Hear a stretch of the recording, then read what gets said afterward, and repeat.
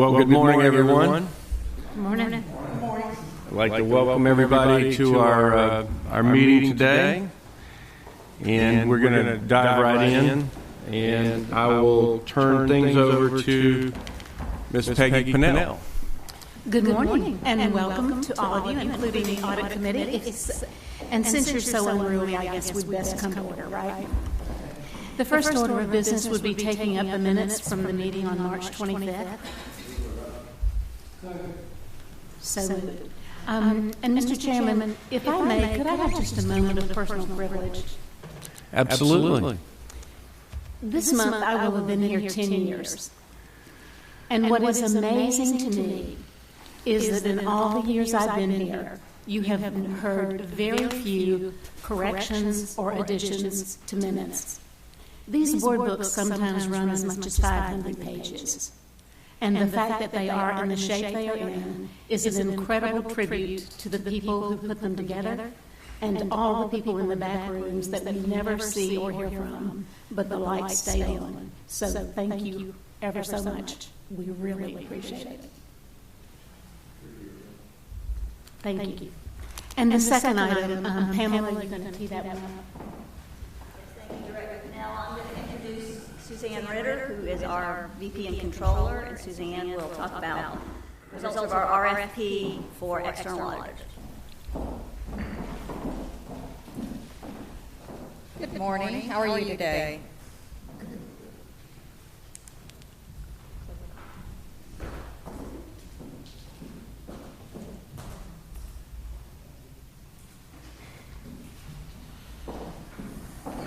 I'm going to talk to you today about the recent work we've done working to identify our external auditor for the upcoming year.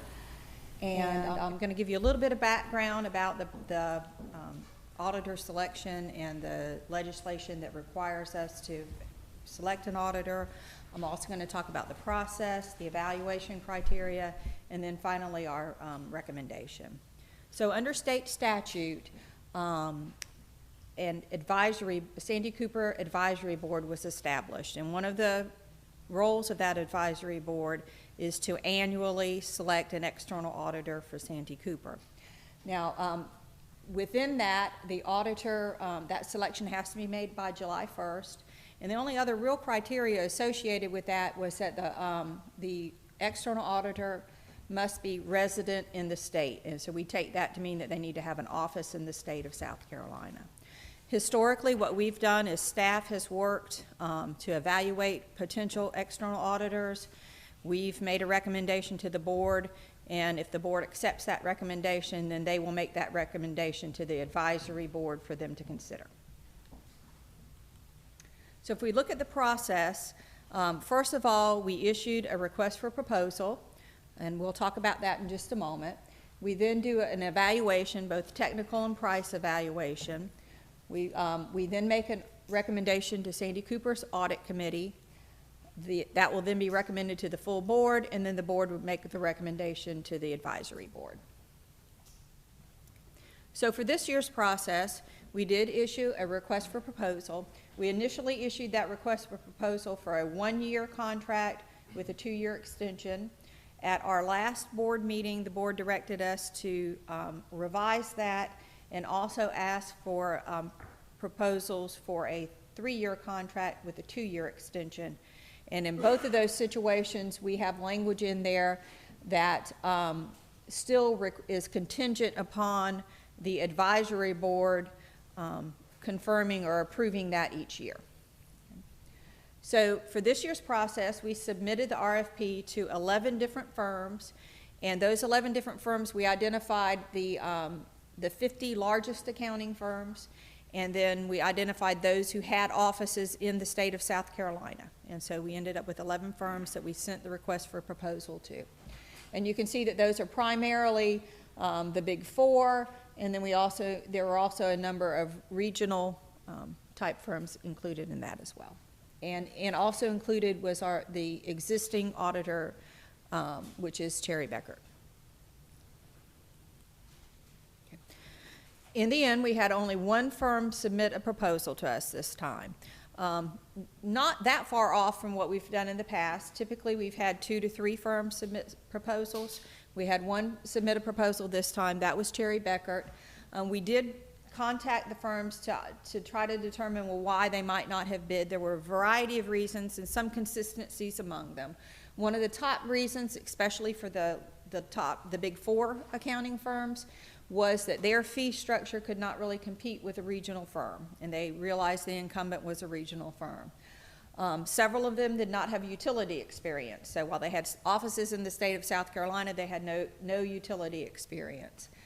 A couple of them found that because they did not have an ongoing relationship with Santee Cooper, it would be difficult to, the way they put it, demonstrate their value through the bid process. And I've talked to a couple of those to try to understand what they meant by that, and we're going to do some work on that going forward, and maybe just have periodic meetings with them so that they can kind of get to know us and we can get to know them without a financial relationship.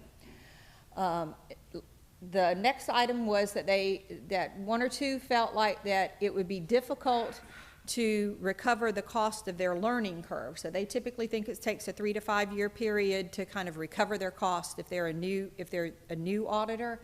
And they felt like, given the media, what's going on in the media, that there might be some uncertainty as their ability to have a 3 to 5 year period to recover that cost. And then lastly, several of them, because they also have a number of SEC clients, the timing of our audit didn't work for them because they're really booked up with December year ends with SEC audits, and they just couldn't make it work without the price being exorbitant. Okay. So because we did have one bid, we didn't need to do a comparison type evaluation. So we did go through the bids and make sure that they met our basic criteria. Just a few of those, of course, was the office in the state of South Carolina. There were continuing education requirements for their staff. They needed to have worked with governmental accounting, since we are subject to governmental accounting standards. They needed to be current on their peer review process.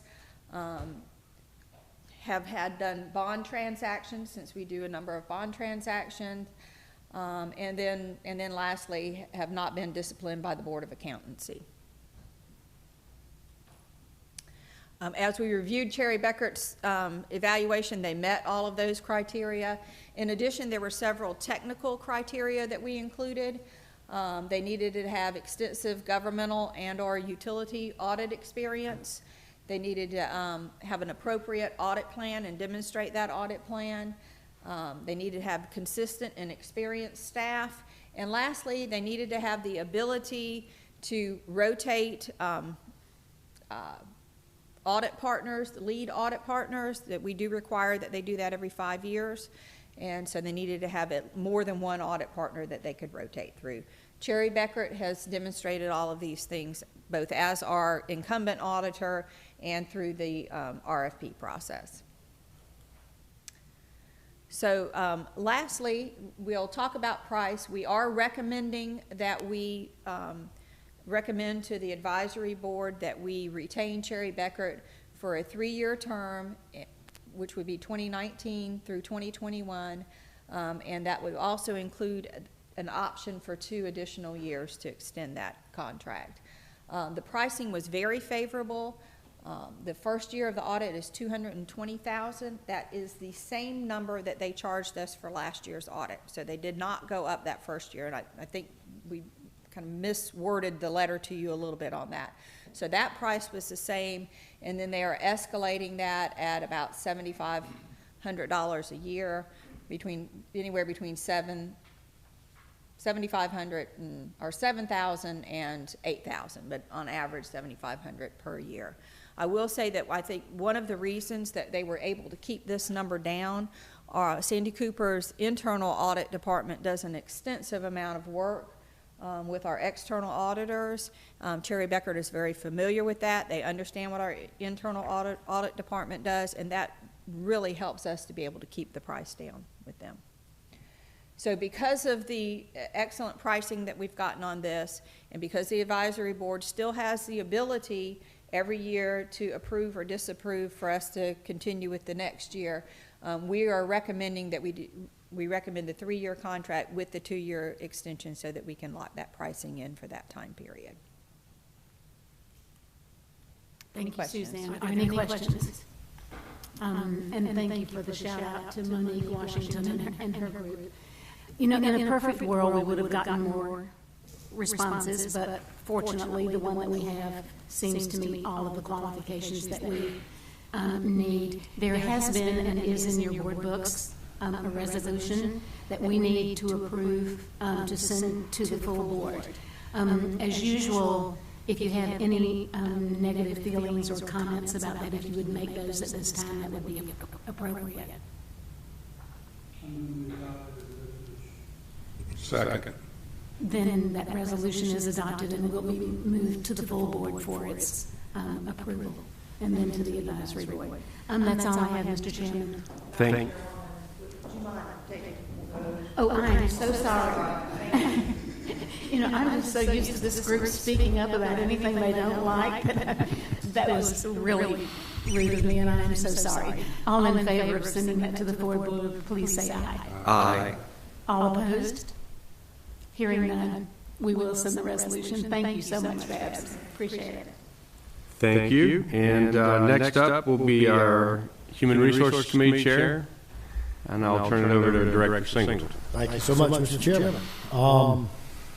I'll call Human Resources Committee to order and entertain a motion to approve the minutes from March 25th, 2019. Motion second. All in favor? Minutes are approved. We've only got one issue up for discussion, and I'll introduce it. I'm going to ask our General Counsel, Mike Baxley, to make a presentation on this. And this is in response to some questions that Chairman Condon raised during his testimony before the Judiciary Committee regarding the retention by management of Korn Ferry to perform a search for a new permanent CEO. So, Judge Baxley. Thank you, Mr. Chairman. And ladies and gentlemen, I wanted to just talk with you a few moments about the CEO's selection process. I hope this will be a dialogue and not a monologue. If you have questions or comments, please feel free to raise those at any time. As you know, as the Chairman just stated, there have been some recent events that have raised questions about the respective role of the board versus management. We thought we would just take a look at that this morning in the context of the CEO selection, ongoing CEO selection process. I will just, as a threshold comment, note that the Uniform Corporations Act, which was promulgated by the American Bar Association so that corporate law across the United States would be similar as opposed to 50 different sets of rules, and South Carolina is one of 24 states that follows the Uniform Corporation Act in most respects, holds that the board is the highest governing authority within a corporation. It's charged with setting policy and the general direction for the company. It also has certain non-delegable duties, such as electing and compensating a CEO, or promulgating bylaws, and in a for-profit corporation, for example, declaring a dividend.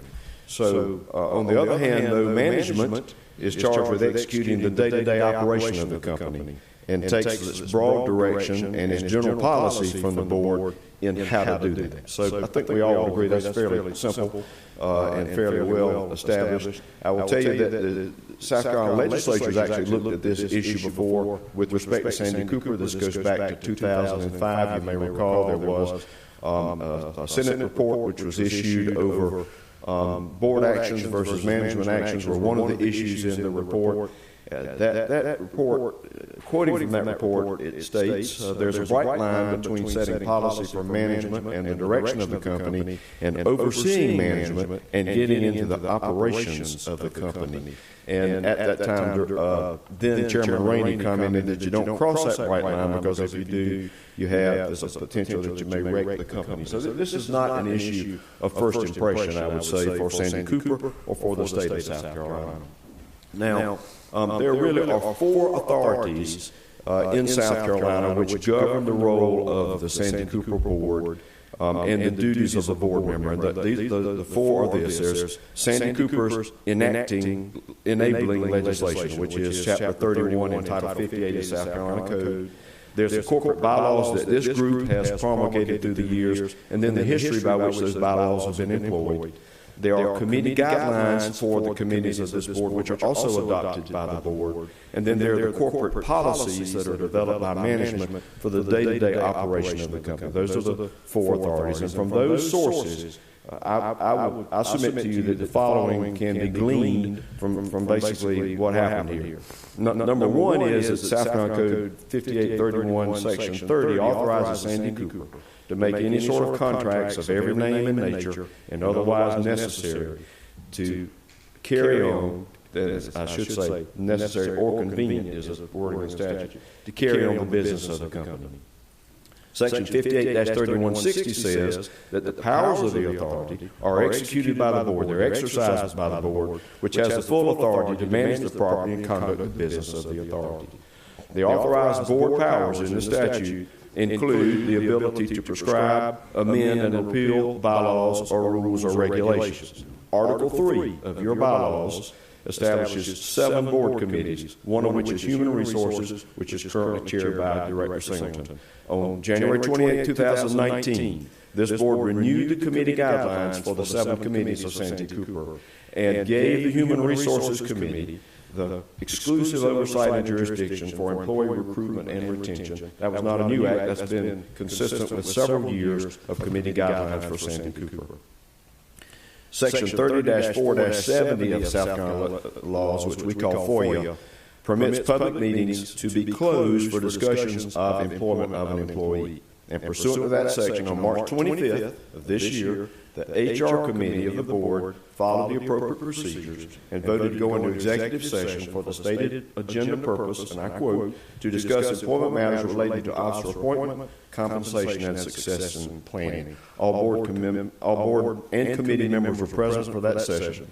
And while it's not appropriate to discuss what happened in that executive session or what discussion back and forth happened in that executive session, it is appropriate to say that the CEO selection process was a topic that was covered in that meeting. When the board came out of executive session, or the committee came out and went back into public session, Chairman Singleton noted at that time that no action had been taken.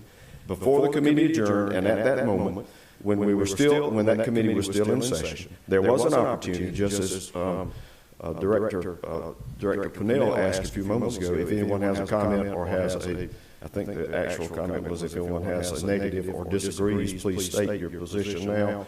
No member of the board came forward at that time in public session, which would have been appropriate because it was open for comments at that time, to make any comments concerning officer appointment, compensation, or succession planning.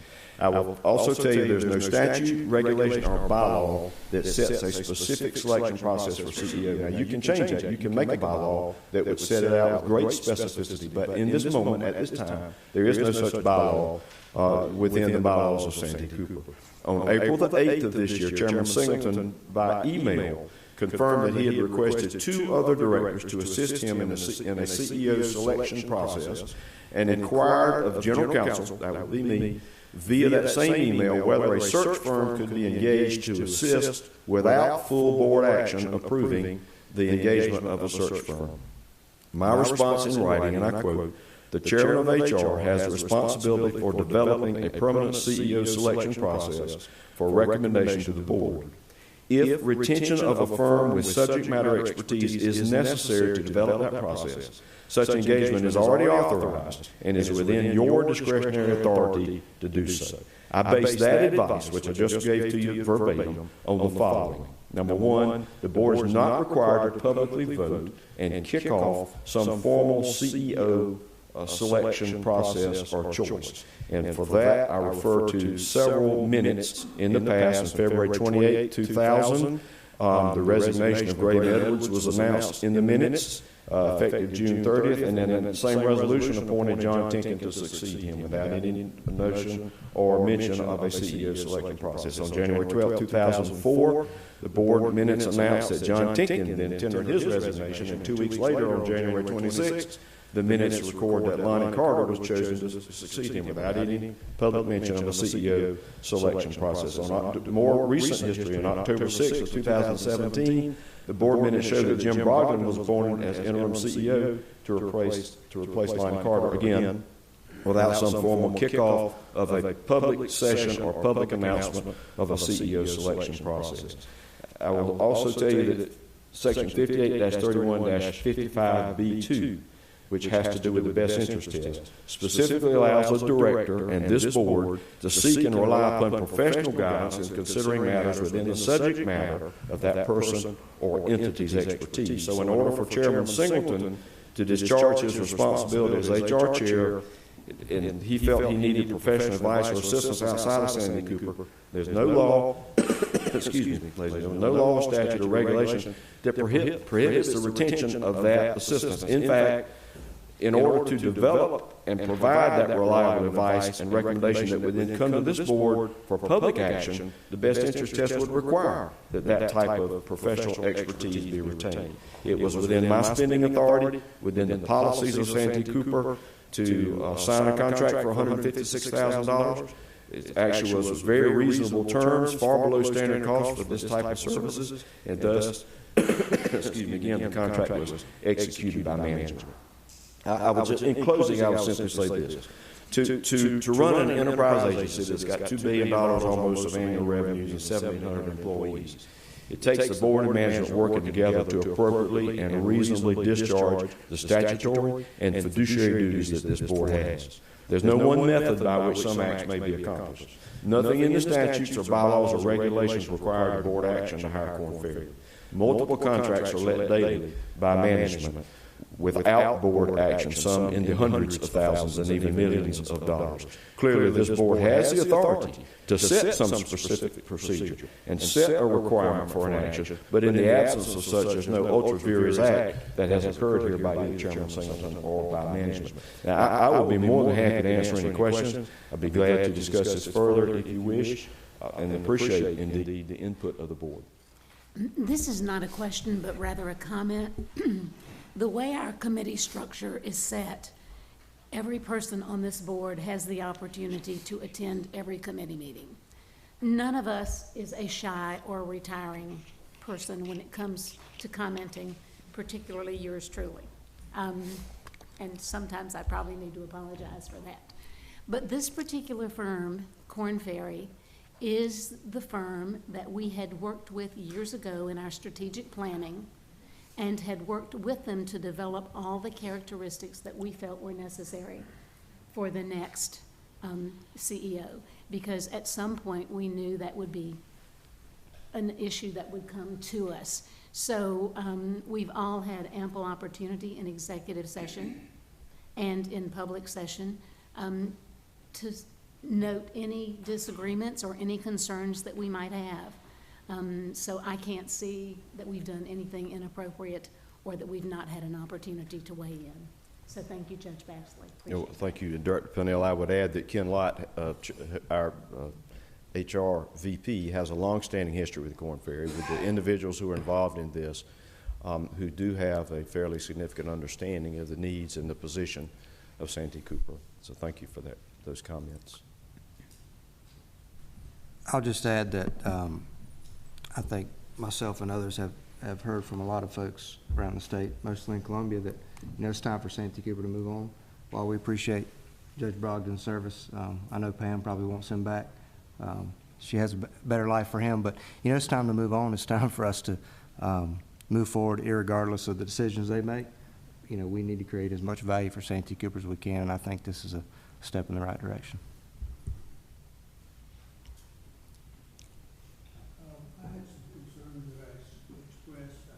I had some concerns that I expressed that I thought it should have come before the full board, but I have since had a discussion with Chairman Singleton, and I'm satisfied with the discussion and the answers that I received. I do think I might add that the staff could be of better service if they would have a session on governance when we have a new director come aboard. There's several things that I could point out that I wasn't briefed on that I would have been better served had I been briefed on it. Well, may I say, that's a very constructive comment. Thank you for that advice, and we can certainly do that, Director Laird. I would tend to agree, Herb. I think that's really good advice. We don't need to make sure we all understand that.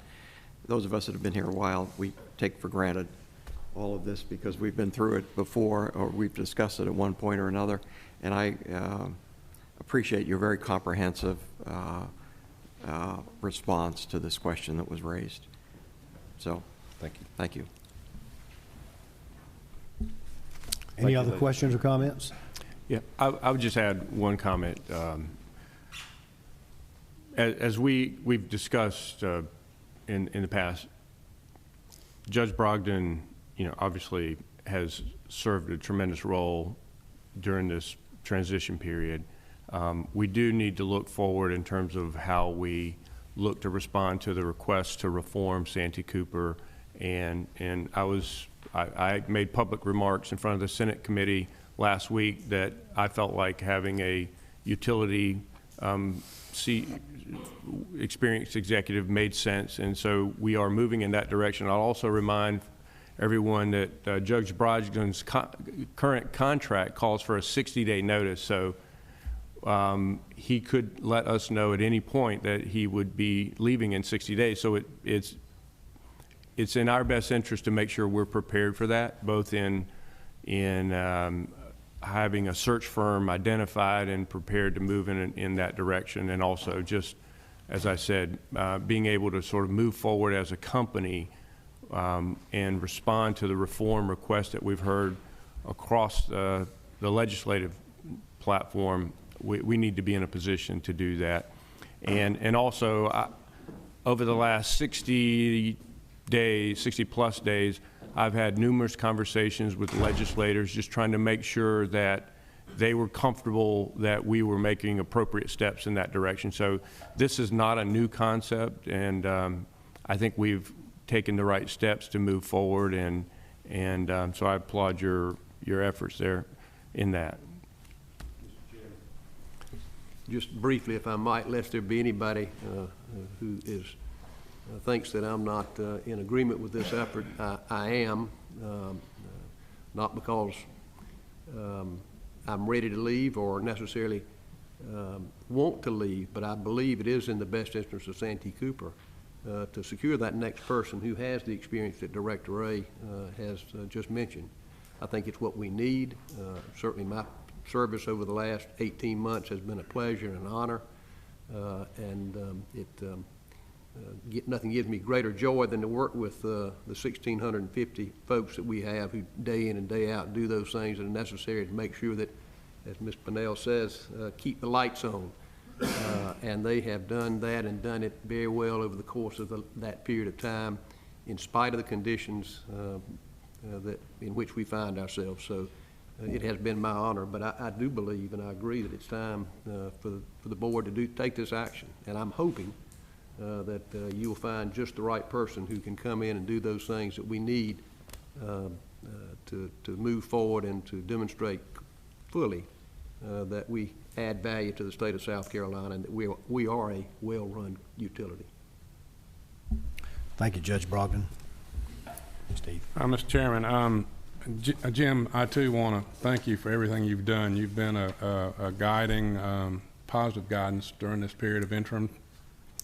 As we move forward now, based on what's happened the last couple of weeks in the legislature, we have a tremendous opportunity to move forward for the betterment of our employees, our ratepayers in the state of South Carolina. So I certainly think finding the appropriate utility experience, operator experience, would be a big boost for this company. So the sooner the better. Thank you. And Jim, I'd like to again say, you have done a fantastic job, and you may be here for longer rather than shorter. We'll see what the search process yields and what bubbles up to the surface. But regardless of what the time frame is, I would like to thank you for filling a void and doing an excellent job at one of the most tumultuous times in the history of this company.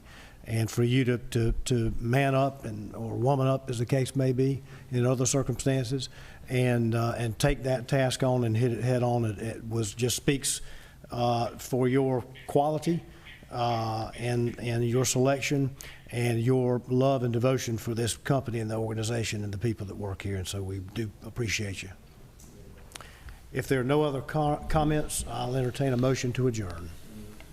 Motion second, all in favor? We're adjourned. Thank you. And next up will be our Finance Committee, and I'll call on Director Barry Wynn. Thank you, Mr. Chairman. I'd like to call the meeting to order, and first order of business will be the adoption of the minutes for the meeting held on January 28th, 2019. Is there a motion? And a second? Second. All those in favor? Next order would be a presentation from Pamela Williams, our Senior Vice President and Chief Financial Officer. Thank you, Mr. Chairman. Shawan Gillens, who's our treasurer, is here to give the presentation on our investment program. Thank you.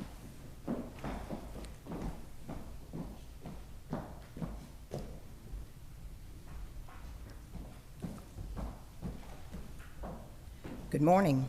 Morning. You have before you a summary of the annual investment update, which was provided in your board materials. Before we begin in earnest, a couple of things that are not on the summary, but which I'd like to state for the edification of all, with regard to Santee Cooper's investment policies.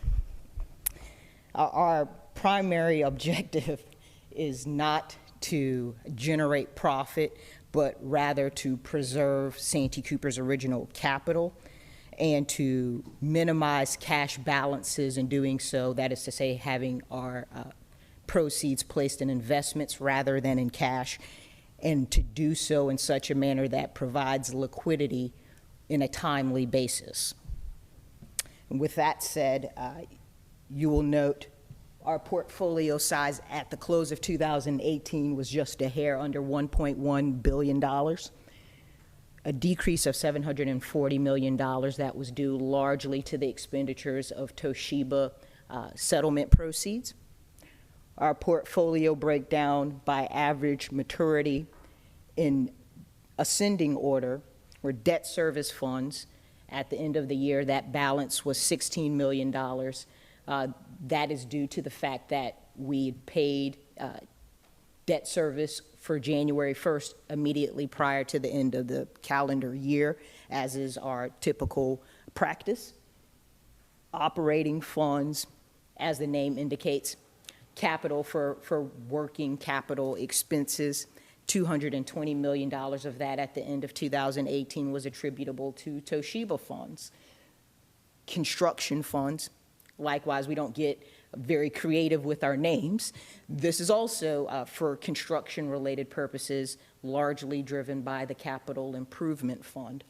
And finally, dedicated funds, which you will note has a fairly longer maturity than the remaining portfolios, is driven by nuclear fuel, by nuclear decommissioning, and debt reduction funds.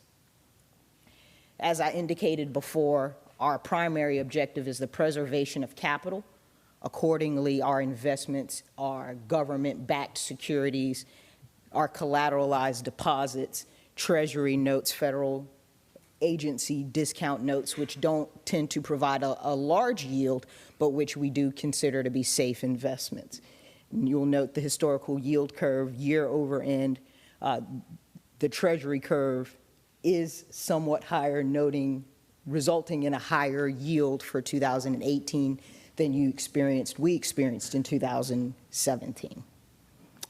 Are there any questions? Thank you very much. Thank you. That's a very good report. And the next order of business will be a presentation from Mark Tye, our Executive Vice President, Chief Operating Officer. Thank you, Mr. Chair. I'm actually going to ask Jim Raymond, who's the manager of that area, to give their annual report. But just as a way of background for everyone, it was just over 10 years ago now that the board asked us to reinvigorate and restart our energy efficiency programs. And then you asked for an annual report for us to do that. And we were first in the state to do that and continue to do it well. And Jim's going to give you the report, but right up front, he's got good news for you. And so I'll turn it over to Jim. So thank you.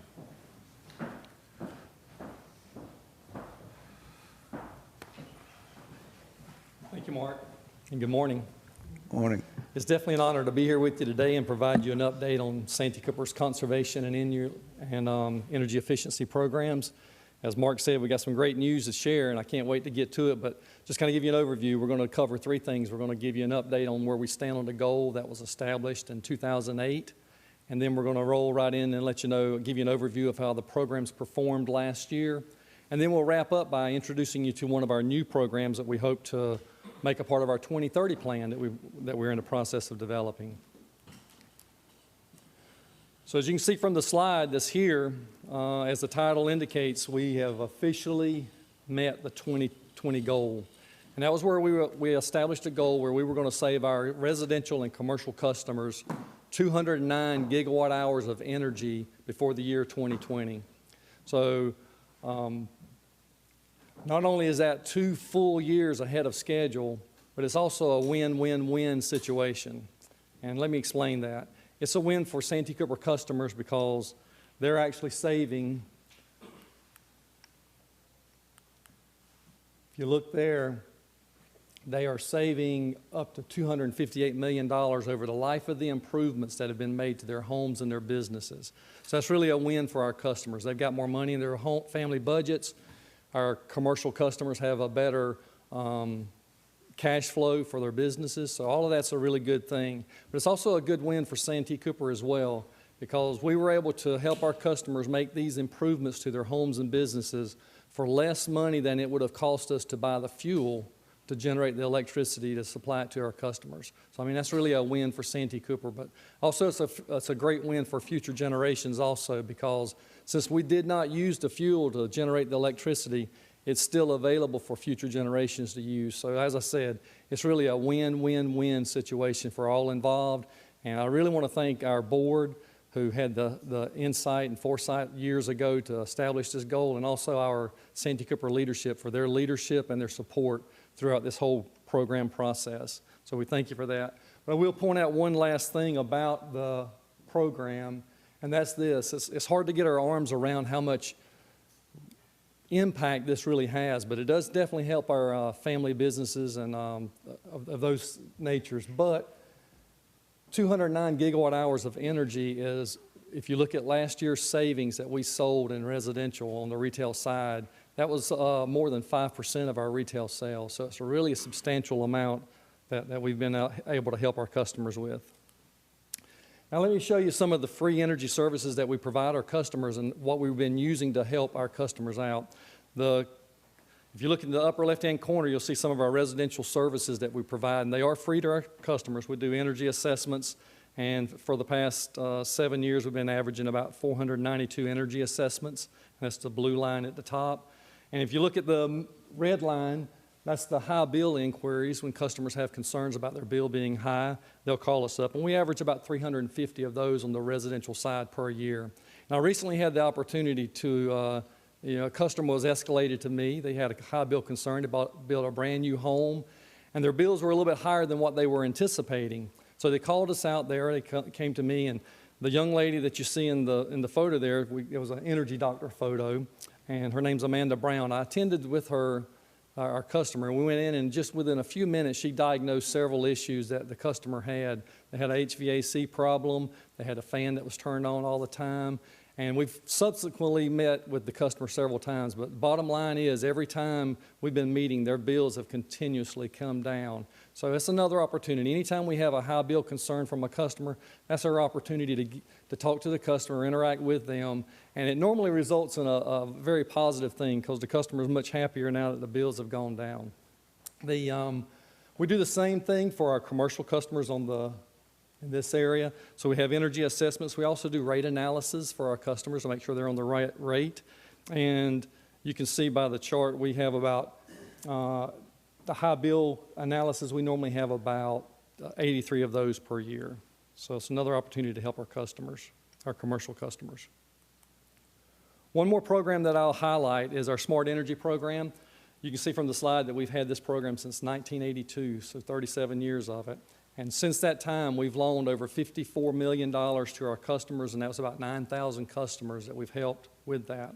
Our current interest rate is 3.5%, which is 2% below prime. That's where we try to stay.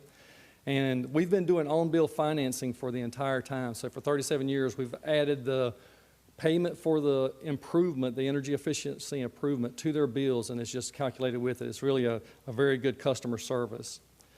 In 2008, we expanded our existing program to include renewable energy loans, and since that time, we've loaned 100 to 141 customers, and it's almost $3 million. And looking at some of the particulars of it, this is tracking 11 years. You can kind of see that the numbers go up and down. These are the energy efficiency loans approved, and we average about 445 approved each year. And the number that are denied is only, you can see that steadily decreasing. Last year was 140, and our average has been around 208.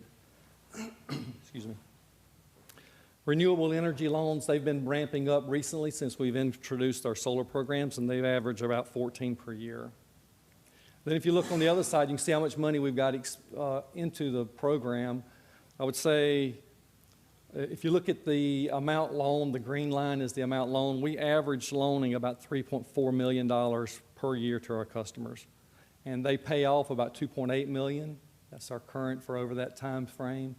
And currently we got $8.7 million that's loaned out, and we can go up to $15 million based on what the board's approved thus far.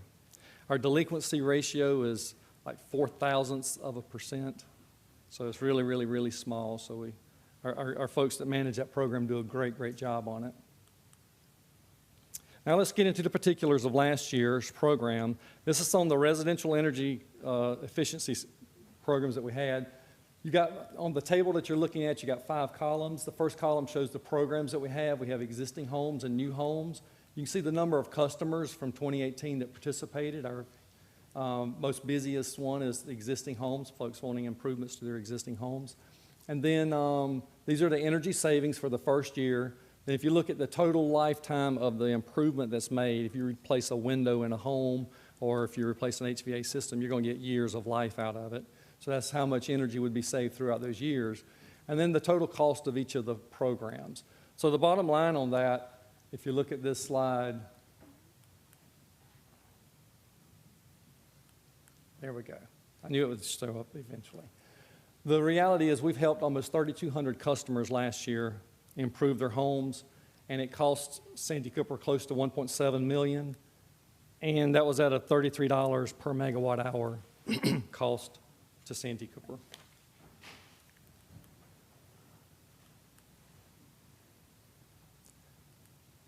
Now looking at it from the last 10 years of the programs existing, same sort of information. These are all the programs that we've had over the years, and the real important thing to see is we've helped almost 68,000 customers through that process of time. It cost us about $15.7 million, and the avoided cost was almost $29 per megawatt hour. We have the same situation on our commercial side. So same column, same song. These are the programs that we offer our customers. The majority of them are taking advantage of our lighting programs, lighting improvements. And you can see that we helped last year 495 customers of our commercial customer class. That was cost of $1.9 million. And the avoided cost is really, really inexpensive, $10 per megawatt hour.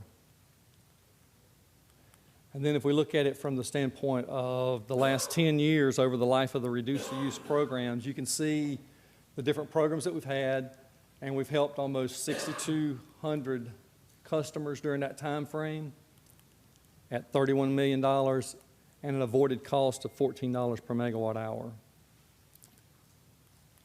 And the biggest thing I'd point out is over the last 10 years of our reduced use programs, we have helped almost 75,000 of our 185,000 customers make improvements to their homes and businesses.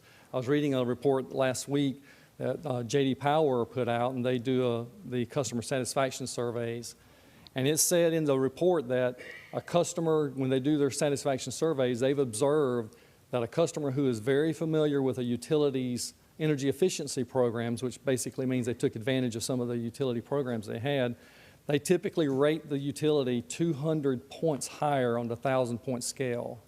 So I know Santee Cooper has a tradition of having great customer satisfaction surveys, and I really truly believe that the result of that is that we've been able to talk to 75,000 of those 185,000 customers and help them improve their homes, if you will. And I'll wrap up now by introducing you to one of our new programs. It's called the Small Business Energy Saving Program. We had a pilot. It lasted for 8 months, and we started the pilot on September 1st, if you recall. That was hurricane season, so we had a couple of hurricanes and a flood to deal with. So we were spinning our wheels a little bit getting started. But once we got rolling, it went real well. We've been able to work with 660 customers, and 244 of those customers actually took advantage of the program that we're offering today. And you can see that the annual savings for those customers is $923. So that's really improving their cash flows as well. The customer feedback has been extremely positive. And in fact, I want to introduce you to the young lady that you see here. Her name is Andy Larry. She's the owner of One Stop Therapy for Kids. She does physical therapy and speech therapy for kids in North Myrtle Beach. And she's the owner of that business. And one thing that she had was some poor lighting. She had the old fluorescent tubes, and the ballasts were in there. They were buzzing and humming. And the kids that she has, she said they're extra sensitive to the lighting. So by replacing it with LED lighting, it was a real improvement to them. In fact, she said that some of the folks that the lights, fluorescent lights and things like that, they'll cause migraines in adults. So it's definitely a big help for her. The biggest thing is that its annual savings on her budget is $1,400, and the cost to her was only $500. So she had a payback of 5 months. So it's almost like a no-brainer, if you will, but it definitely helped her out. So she was one of the 244 customers that we were able to help improve their business as well. And if you want to read more about Miss Larry, actually she was featured in our Power Source magazine recently that just came out. So you can actually get a copy of the Power Source, and you can read all about her business and how she helps kids in North Myrtle Beach, or if you want to hear how Santee Cooper is making a difference with small businesses in our area. When we did our research, we found out that small businesses was actually one of the more underutilized customer segmentations that we have. So we wanted to target them first, and this is one of the first programs that's going to be out of the gate to help the small businesses of Santee Cooper. Any questions, please? Be honored. I don't want to introduce a negative note on what is obviously an amazing, comprehensive program. For what reasons do we decline making a loan? We do have, I've got those numbers with me, but basically if they've had a bankruptcy in so many years, or if they've been late more than 10 times in the last 12 consecutive months. So our standards are pretty, they're open. We do want to be cognizant of Santee Cooper's money, but it's basically their credit scores. So you have a credit score for, I think, like 620, if I'm not mistaken, and then no bankruptcies and no late payments, no more than 10 late payments in a 12-month cycle. Great. Thank you. No problem. Thank you. Good question.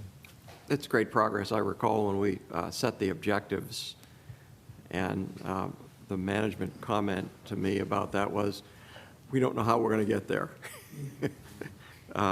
And we didn't at the time. But we knew that air conditioning, primarily, refrigeration, inefficient commercial operations had lots of opportunities. We'd seen that before. And I think here we are 10 years later, and we've exceeded our goals. So congratulations to the management at Santee Cooper, the management team, for supporting this. This is wonderful money well spent for Santee Cooper, for all of our customers, and for our environment at the same time. So thank you. Thank you, Director. Any other comments? Thank you, Bill. And thank you, And if there are no other questions, is there a motion to adjourn our committee? A second? Mr. Chairman? Thank you, Director Nguyen. At this time, I'd like to call the Executive Corporate Planning Committee to order, and I'll ask for a motion to approve the meeting minutes of March 25th. Second? All in favor? Motion carries. At this time, we'll have a report of the retail operations. We'll have a retail operation report by Mark Ty. Thank you, Mr. Chairman. Again, I'm going to ask Mike Poston, who's the VP of Retail Operations, to give the support to you. Again, this is an annual report that the board has requested, and it will give you an overview of everything basically going on in retail operations. So.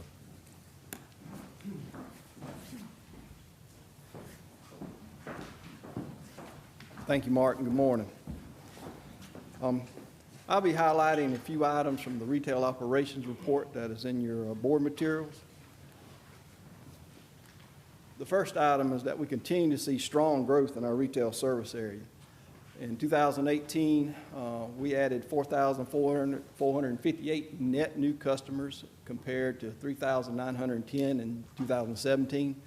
And the 4,458 new customers was the highest annual gain since 2007.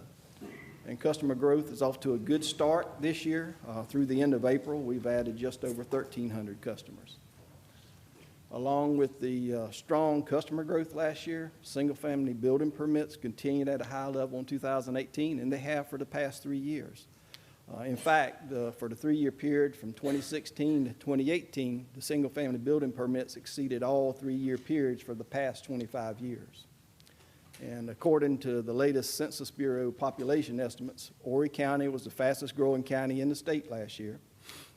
And the Myrtle Beach metro area was the second fastest growing metro area in the nation last year for the 3rd consecutive year. Overall residential and commercial customer satisfaction scores continue to remain high. In 2018, our residential customers gave us an overall satisfaction score of 91.8%, still a good bit above the national average of 89.1%. And our commercial customers continue to remain very satisfied. Last year, we received an overall satisfaction score of 95.2% from our commercial customers. And we continue to receive very high scores for quality electric power provided, restoring power as quickly as possible after an interruption, and keeping power outages to a minimum. Mentioning customer service, about 5 years ago, we began developing a retail operations plan where, as a part of an effort to lower our costs while maintaining customer satisfaction. And in 2015, we implemented a plan where we closed 4 of our smaller offices located in Carolina Forest, St. Stephen, Pawleys Island, and Loris. And we continued that effort last year when we closed 3 of our larger offices located in Garden City, North Myrtle Beach, and Conway. These offices were mainly used for bill payments, and only a small percentage of our overall customers utilized these locations. The large majority of our customers were looking for more convenient ways to pay their bills, such as online services or at other walk-in locations where they were already doing business at. So as a way to give our customers more options, in addition to our 2 remaining retail offices located in Myrtle Beach and Moncks Corner, we partnered with local banks, and today we have 17 additional locations where a customer can walk in or they can go through a drive-through and pay their Santee Cooper bill. And in addition to that, we partnered with other low-cost third-party payment providers, such as Western Union. And today, customers can go into many grocery stores and pay their bill as well. You know, and as customers are also looking to continue to shift to more electronic methods to pay their bill, and today over 62% of our customers pay their bill electronically. And as our customers shift to more lower-cost transaction methods, that allows Santee Cooper to lower its costs as well. And with the implementation of the retail office plan, we estimate our savings at $1.5 million a year. But the retail office plan was a small part or a smaller part of a larger initiative for Santee Cooper to lower its customer service cost to serve per account. And some efforts that have been included in this is reducing our annual write-off, transitioning customers to lower-cost transaction methods, closing 7 of our 9 retail offices, like I just mentioned, partnering with low-cost third-party payment providers, and reducing the headcount in customer service. In regards to the reduction in the write-off, this was the result of a continuous improvement in project completed by our employees. Some of the improvements identified with this project were a reorganization where we moved our credit and collections group over to retail services. This allowed us to eliminate duplication and overlap in our processes and our routes. I'll give you an example. We had meter installers that were going along the same streets as our credit and collections personnel on the same day. So we were able to, instead of having 2 different trips, we were able to make 1. We were also able to identify some existing technology that allowed us to improve and automate some of our processes. And again, that helped us increase our efficiency. So as a result, we decreased staffing levels. We reduced collection time to the point now where we really don't have any backlog. And now Santee Cooper is considered to be best of class in regards to the write-off to revenue ratio. And to give you an example, in 2018, the overall financial impact of the initiatives we implemented is approximately $1.2 million in savings and reduced costs and increased revenue. As far as the headcount reduction, back in 2012, we had 95 FTEs in customer service, and now we have reduced that to 68 last year. And this reduction was attained through attrition, mainly through retirements with the end of the Terry plan. Since 2010, the cost to serve per account has been reduced by 41%. And as you can see, we are well within the first quartile when you benchmark against other APPA utilities. And in 2018 alone, we saw a drop of $4.33 per customer served. And based on 185,116 customers at the end of last year, the estimated savings are over $800,000 for 2018 alone. And we look for that reduction to continue into 2019 because we will see a full year of benefits from initiatives that we implemented around mid-2018. If you go all the way back to 2010 and the reductions that have been made, we estimate the savings about $3.3 million per year. A big part of customer service is reliability. And Santee Cooper's distribution system average system availability index for 2018 of 99.9961 compares very favorably to the APPA national average and the investor-owned utility national average. Now, if you translate this percentage, all right, there you go. If you translate that percentage to minutes, then it equates that in 2018, the average Santee Cooper customer was without power for less than 21 minutes for the entire year. And as you can see, this average outage duration has been pretty consistent for the last 5 years. And again, it compares very favorably to the almost 65 minutes APPA national average and the 139-minute investor-owned utility national average. Now, one thing that works against reliability, of course,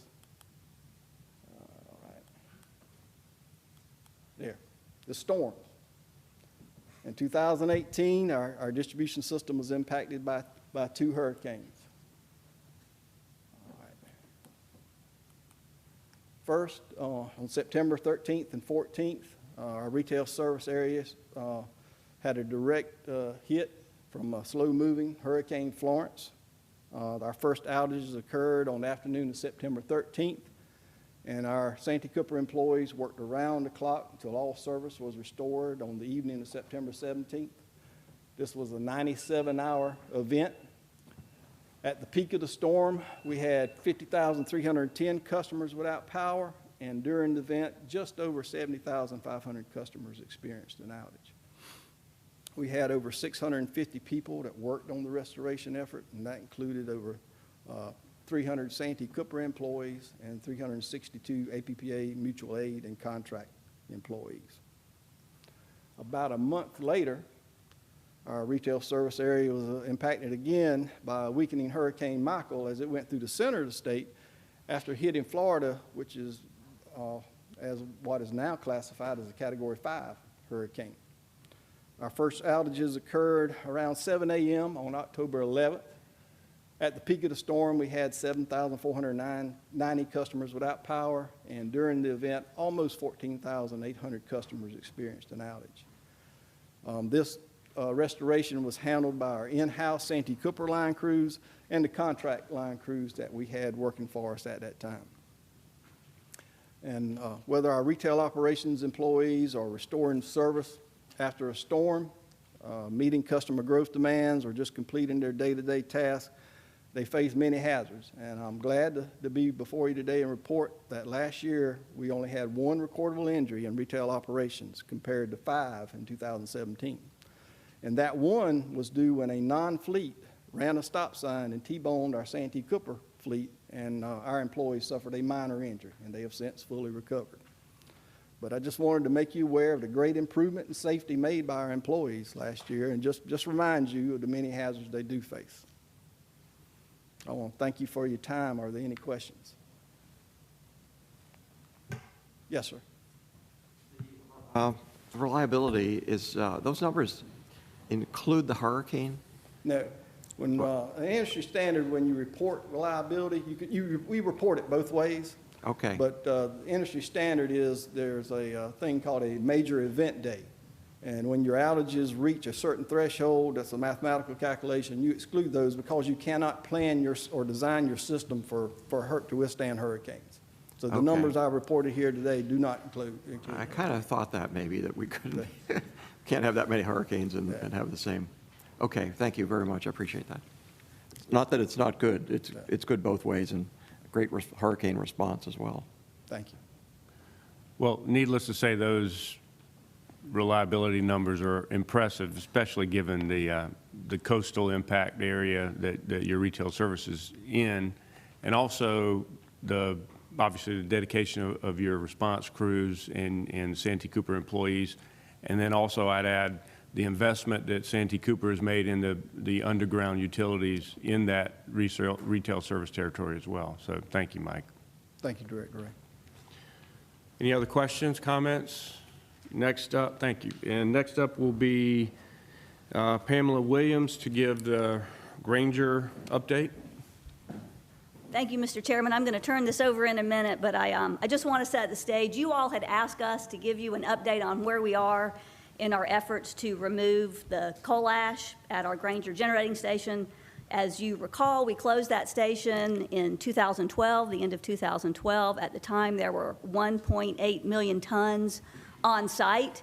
Fast forward, Hurricane Florence that Mike just talked about in September of last year, there were 200,000 tons of ash on site.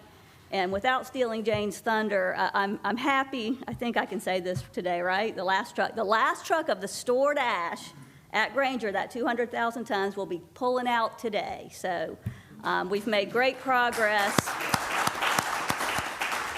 Great progress in that effort. We're not finished, and in some ways the hardest part is yet to come, but certainly in terms of mitigation of any potential environmental impact, we are well on our way to say the site is clean and safe. So without further ado, I got a couple people here I want to introduce. You all know Jane Hood. Jane heads up our environmental and water systems. Her folks take care of our beneficial reuse program and have been instrumental in this effort. And then I also want to introduce Mike Johnson. Mike has been with Santee Cooper for many years in power delivery. He just came over about a month ago to take over our construction services group, and in that role he will be is responsible for our dam and dike safety, which is a big part of what we do, and his folks have been boots on the ground doing the work out there at Granger and our other generating stations.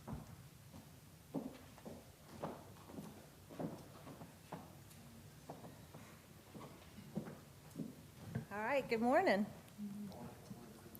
All right, so today I'm going to go over a little bit more detailed history of the closure of the ash ponds at the Granger site in Conway, and then talk a little bit about the history of the closure, and then what we have in front of us remaining to go, and the things that we're doing to help expedite the closure of the site. Okay, so just to orient you, and most of you are probably familiar with this. Of course, here's Highway 501 at the bottom of the screen. The Horry County buildings, the Judicial Center in the top left, the City of Conway, and then the City Marina at the top of the screen, tennis courts, and then the Granger site. The old Granger generating station sat here on the bottom of the screen. Pond 1, which is 42.5 acres, sat directly behind the site. The intake canal to the station ran between the two ponds, and then Pond 2 is 39 acres to the right of the intake canal. And you can see the Wampee River running just behind both of those ponds. So when we started this work, we knew we had a lot of challenges. First of all, obviously the City of Conway and the proximity to Pond 1, right behind it. Transportation and logistics. Hauling the tonnage out, 1.8 million tons had to go out in trucks. That's a lot of truck traffic right beside the City of Conway, going to multiple delivery locations. We were concerned with the city and community relations, trucks going through a busy city, hauling ash, concern for, if there were incidents or ash or dusting. We did our best to keep that down and worked very well with the city. Of course, the proximity to the Wampee River. When the river came up, we started seeing, you could see infiltration through the river. Certainly with the flooding that we had with the hurricanes was the biggest concern with that. And then the high river elevations, again with the hurricane, which we'll talk about a little bit more later. So here we are today. On the timeline, we started in December of 2012 when we retired the Granger Station. And in March 2014, we took advantage of an opportunity to begin beneficially using ash from the station, and we sold it to cement companies. We've got long-term contracts with several cement companies to use this material to replace the raw materials used in cement. So this allowed us to close those ash ponds in a way that was competitive to landfilling, and it also supported a couple of Santee Cooper industrial customers. In November of 2014, DHEC approved a closure plan for those ponds, and it required closure by 2023.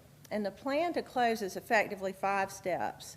First, you remove all the ash, then you take a foot of soil from the bottom of the ponds, and then you test underneath that to make sure that the ground surface meets criteria set by DHEC. Then we take out any ash that's remaining in the dikes. We know there's small amounts of ash in the dikes. We don't want to start digging in those dikes until we've got all the work in the ponds done, because you could impact the structural stability of those dikes. So that's step 4. And then step 5 is creation of wetlands inside the dikes, and then breaching the dikes once that's complete. In October 2015, we experienced a historical flooding from what we call the 1,000-year flood, so the first flood. In October of 2016, we had Hurricane Matthew, high elevations, bringing in more water, more delays to the project. And then in 2018, Hurricane Florence, and we all remember what happened there. So as Pamela said, here we are today, having taken the remaining 200,000 tons that were in the pond during Hurricane Florence. Today, the last truck's leaving, I think at 10 o'clock, right, Mike? So we're quite happy about that. Going forward, what we expect, July of 2019 is when we expect to complete the dike cleanup in Pond 1. So that was step 4.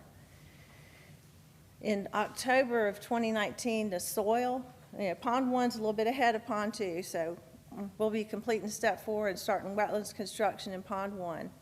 In October, we'll complete the soil removal in Pond 2, and then hopefully by the end of this year, complete the dike the dike cleanup in Pond 2. So these dates are all subject to risks, but this is a reasonable schedule given reasonable weather and hopefully no more hurricanes.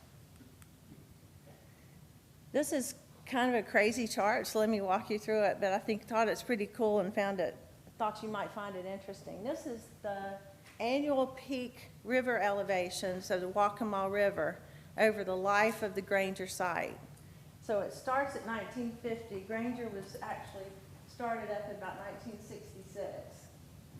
But what's interesting here was the record elevation in 2000 was Hurricane Floyd.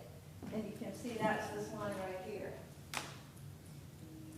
But the purple line is the top of Pond 1, and then the pink line just above it is the top of the dike on Pond 2. So all of these flood elevations were below the tops of the dikes. When we got to 2015 and had the 1,000-year flood, it was just above 16 feet. This is gauge elevation.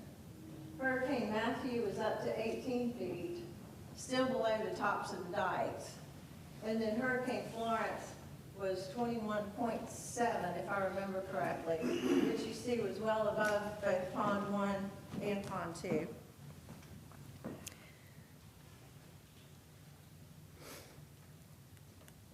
So these are some pictures from September of 2018 from Hurricane Florence.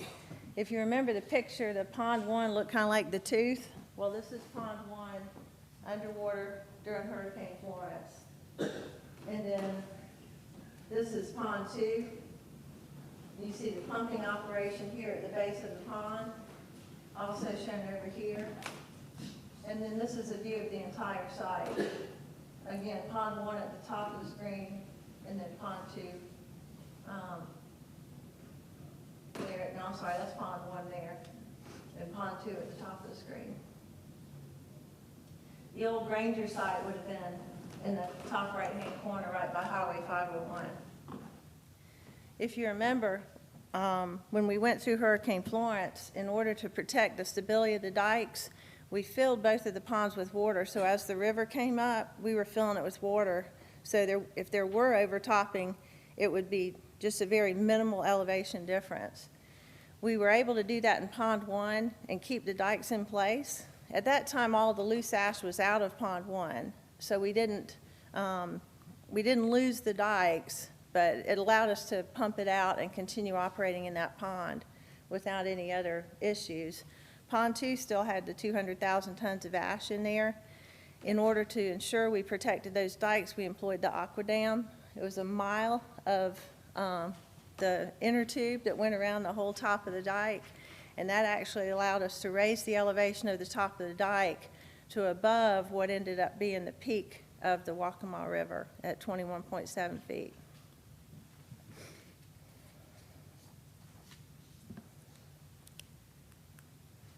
All right, so the project scope, as Pamela pointed out, we had started out with 1.8 million tons of ash. To date, we've beneficially reused 1.1 million tons, and the remaining volume was either has been landfilled or taken to our Winyah station where we're staging it, where we can either beneficially reuse it or put it into the Class 3 landfill at our Winyah site. This allowed us to expedite the project.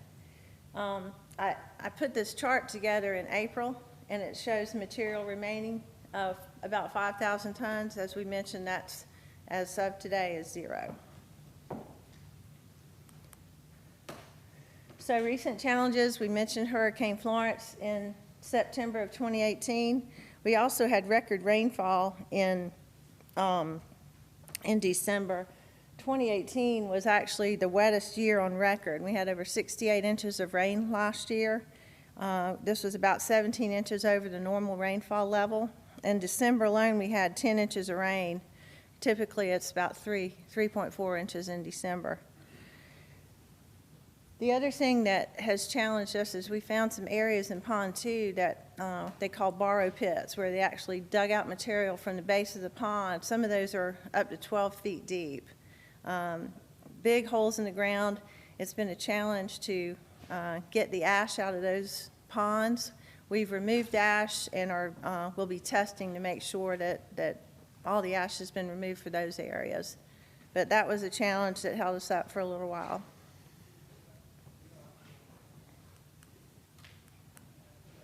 So going forward, risk to schedule, obviously more rainfall. We've been blessed with a relatively dry spring. That's really helped us move things along at Granger. Rainfall slows us down. It makes things wet and muddy and hard to move ash, and you can't even transport it when it gets too wet, so that'll impact the schedule. Also, the upcoming hurricane season, we hope to goodness we don't have to go through what we've gone through the last two hurricanes. And then testing may be a challenge. As I mentioned, we take a foot of soil out of the bottom of each pond and then test to make sure it's clean. If you don't meet those standards, then you have to go back and take more soil out. Well, that takes time. The testing takes 2, 3, sometimes 4 weeks to turn around because of all the elements that we are testing for, and you have to wait for those results. So that in itself can delay the schedule. And certainly if we aren't able to get clean results and have to keep digging, that can just compound it. So we're hoping that doesn't delay our schedule. And what are we doing to avoid these risks? Well, we're planning to bring in additional contract resources and put them in Pond 2 to complete the removal of the soil. There's about 125,000 tons of soil in Pond 2 which will need to be removed. And then this will allow our folks to focus on the dike, the areas that we really want to be careful with, the dike cleanup, and then the completion of the dikes at Pond 2 once the contractors are finished there. The other thing we're doing is, as we've worked through these ponds, we're working with a really small footprint. Now that we're in Pond 2, really there's just one access road in and out. It's kind of an island. So what we've done in order to not only expedite it but make the operations more efficient is that we're taking the ash straight out of the pond and taking it to our Wynya facility and storing it in on top of one of their ash ponds there.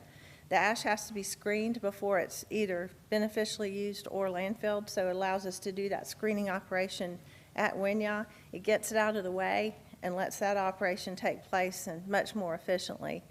It's also helping to speed that process up. As soon as it comes out of the pond, we can get it out of there. So our schedule going forward, so again, these dates are assuming operations go as planned and that the testing is successful in the first round. And they also assume reasonably good weather, and which we, as I mentioned, have been able to take advantage of this spring. So for Pond 1, Step 2, the soil removal is expected to complete in May of this year. And then the dike cleanup is expected to complete in July. We're estimating 10 to 15,000 tons of material. That's not just ash, that's the soil and ash that we would, just for estimating purposes, think we need to take out. And maybe less than that. And then we would begin wetlands construction in early 2020 and breach the dike in Pond 1 in middle of next year. For Pond 2, again, the ash removal is complete as of today. Soil removal, 125,000 tons with a contractor we expect will complete in October of this year. And then cleaning up the dikes on Pond 2 would complete by the end of 2019. We would see the wetlands construction take place next year and breach the dike at the end of 2020. Yes? Yes, they will. Right, so you'll breach the... well, they'll be the level of the Waccamaw River. So you'll breach the dike, so it'll just allow the river to flow in and out So as the Waccamaw River rises and falls, the pond levels will as well. You know, this is just another one of those cases where Santee Cooper's done the right thing.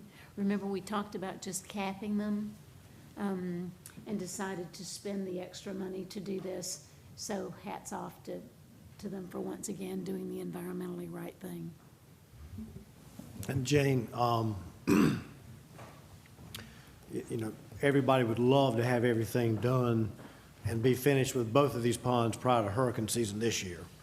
And I understand that you guys have literally moved heaven and earth to get us where we are, for which we're grateful. So I think it's fair to say while nobody wants a teaspoon of ash to get out of those ponds, that we are in a dramatically better position than we were this time last year, in spite of Hurricane Florence. Correct. So, Okay. so if you remember Pond 1, we filled it and saved the dikes, but there was really no ash left in Pond 1. So the significance of today is there's no ash left in Pond 2. It's basically in the situation that Pond 1 was in last hurricane season. And I understand in order to get there, and what we're going to continue to do moving forward to meet these schedules, weather permitting, is we're absolutely maximizing the manpower and equipment in view of the proximity and the limited amount of space that we've got to work with. So we're balancing health and safety of employees to maximize everything that we can do to get things out as quickly, not as we can, but as we should. Right. Thank you. Yeah, great point. And the footprint has gotten smaller. You can only put so many resources in there. But what, you know, Mike's got all the folks out there. We've got 13 operators working on site at Granger and 18 truck drivers operating today. And that's really, realistically, as many people as we can fit into that small footprint. They're working, working 60 hours a week, generally Monday through Friday and every other Saturday. And then some more, some less. It depends on the weather. So the other issue we have to worry about, Director Ray, is Director Singleton, is the water quality, because we still have an NPDES permit for that site, and we are discharging into the Waccamaw River. And speeding things up is not always the best option when it comes to managing that water quality. Our biggest concern is total suspended solids, just particles suspended in the water. And we have to make sure that those are low enough before we discharge into the river in order to meet our DHEC permit. So that's one of the big issues as well. Are there any future plans to turn this property over to the city of Conway or any recreational use? Does anybody know anything about that, or is there? I can address that. Director Laird, before the most recent flooding, we engaged both with Horry County and the city of Conway to look at a feasibility study, and they hired an engineering firm to do some conceptual plans. So we are working with them to look at options, and we want to be responsive to the stakeholders. So we're listening and want to be as cooperative as we can about future use of the property. Thank you. I've just got a few pictures here of Lake Busby. Just to wrap up on that site, Lake Busby's on the other side of Highway 501. And if you recall, we drained that last year. And in anticipation of planning it for wetlands, we had to refill that pond, or actually the Waccamaw River did that for us, refilled the pond during the hurricane. We since plugged it, pumped it back down again, and have planted trees, native species throughout the pond and all the high areas. And we're waiting for the trees to be established, and we'll remove those plugs, and the lake will be essentially converted to wetlands, and it will rise and fall with the Waccamaw River. So these are some photos from Lake Busby. Are there any other questions about the Granger site? Here we go. Thank you, Jane. Thank y'all. Next up, I would like to call on Richard Kaiser to give a legislative update.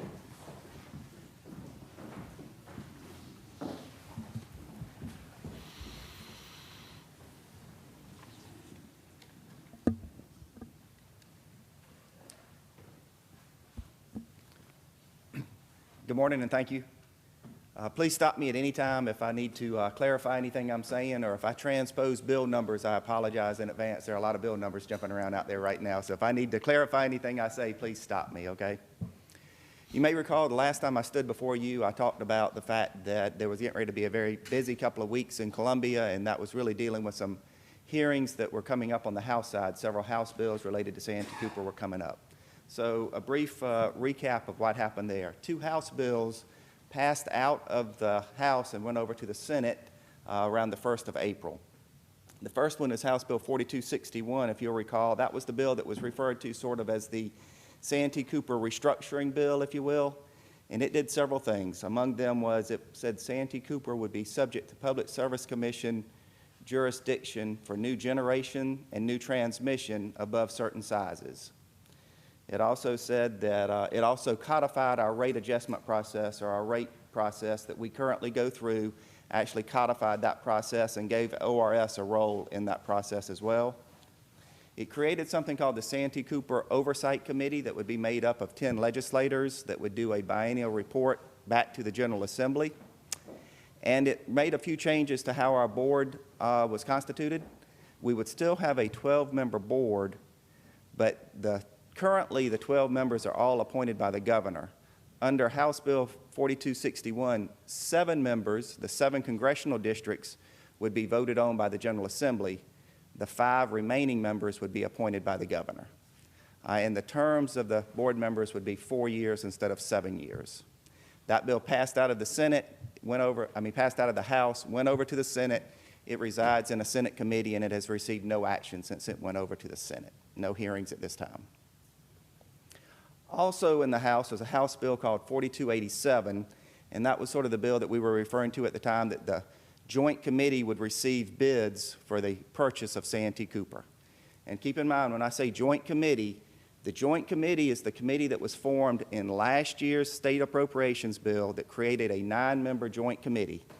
That 9-member Joint Committee, you'll recall, was made up of 4 House members, 4 senators, and the governor. And that was a 9-member committee that met throughout the off session last year and into this legislative session.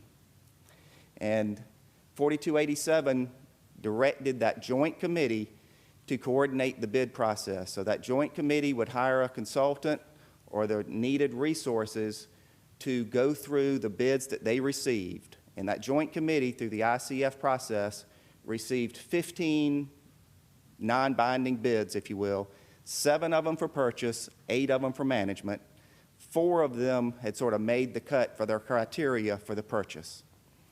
4287 directed the committee and using a consultant to look at those bids and come up with sort of the best and final offer from those entities. It went on to say that the consultants would also look at the management options concurrently while they were figuring out the best and final offer from those 4 bids. 4287 passed out of the House, went over to the Senate, and was referred to committee, okay? So that's what happened during that time frame. Everything in the last couple of weeks has been discussed over in the Senate, more discussion in the Senate, and it's been more on a bill called 687, Senate Bill 687. 678, my apologies. 678. And Senate Bill 678 was receiving attention over the last few weeks over on the Senate side. I will tell you that I will discuss that bill with you in a few moments in detail. Again, please stop me at any time if I need to try to clarify or answer a question. But what happened was, so I told you the Senate was discussing 678, okay? I'm going to be talking 678 and 4287 interchangeably, because what happened was the Senate debated this week 678, gave it 678 second reading on Thursday. After it adopted the amendment, gave 678 second reading, they then took House Bill 4287 that was on the Senate calendar, struck that text, and inserted the text from Senate Bill 678 into 4287. So really what we're dealing with right now is 4287 going back to the House, but it has the Senate text in it from Senate Bill 678, okay? All right, so it will be returned to the House. That would have happened on Friday. It would receive third reading on Friday, goes back to the House. The House will receive House Bill 4287 back as amended, and they can do three things with it this week. They can amend it and send it back to the Senate. They can concur with the Senate amendment, so sort of accept it, say, Senate, we like what you did, and accept it, and it could go and be enrolled for ratification. Or they can non-concur and insist on their original language, what they originally had in 4287, and it could go to a conference committee. If they send it back, if they amend it and send it back, that process can also end up in a conference committee, okay? So that's probably where we're going, but I just don't know for sure exactly how fast or how that will fall out. Again, they could concur, but we'll find out over the next 3 days. Important to note, Thursday, May 9th, is the last day of the regular session right now, okay? So they will end regular session Thursday, May 9th at 5 o'clock. The current sine die resolution has not passed yet, but the language in the current sine die resolution would allow the General Assembly to come back to deal with conference reports, appointments, and other things on May 20th, 21st, and 22nd. So they would come back in 2 weeks. So if they don't finish any of this by Thursday, 5 o'clock, they still have the chance to come back and deal with these issues on May 20th, 21st, and 22nd. Okay? Any questions about that, and was I sort of clear about how 678 ended up into 4287? Okay? Let's talk a little bit about what that language actually looks like. So what 4287 now does is it allows for a competitive bid process to do three things: purchase proposals for some or all of the electric utility assets, a management proposal for the electric utility, and a restructuring proposal from Santee Cooper. So at the end of the process, there will be three different options for the General Assembly to review if 4287 stays intact. This is not limited just to those 15 respondents that I mentioned earlier that participated in the ICF process. So under this plan, it would be open to those and any others that may want to put in a bid for purchase or a proposal for management, okay?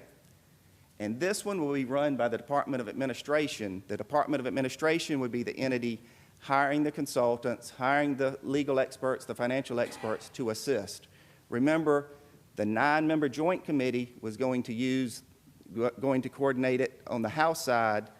The Senate side uses the DOA, Department of Administration. These would be confidential discussions and subject to non-disclosure agreements until the point when these proposals are presented to the House and the Senate. But up until that time, they will be subject to non-disclosure agreements. They will hire experts to determine the timeline. We do not currently know what those timelines are or what they will look like.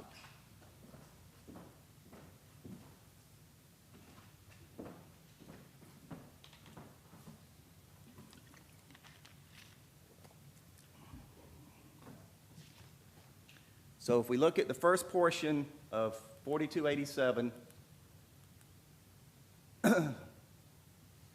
the purchase, if entities that want to bid on a purchase of Santee Cooper, there were criteria that were laid out.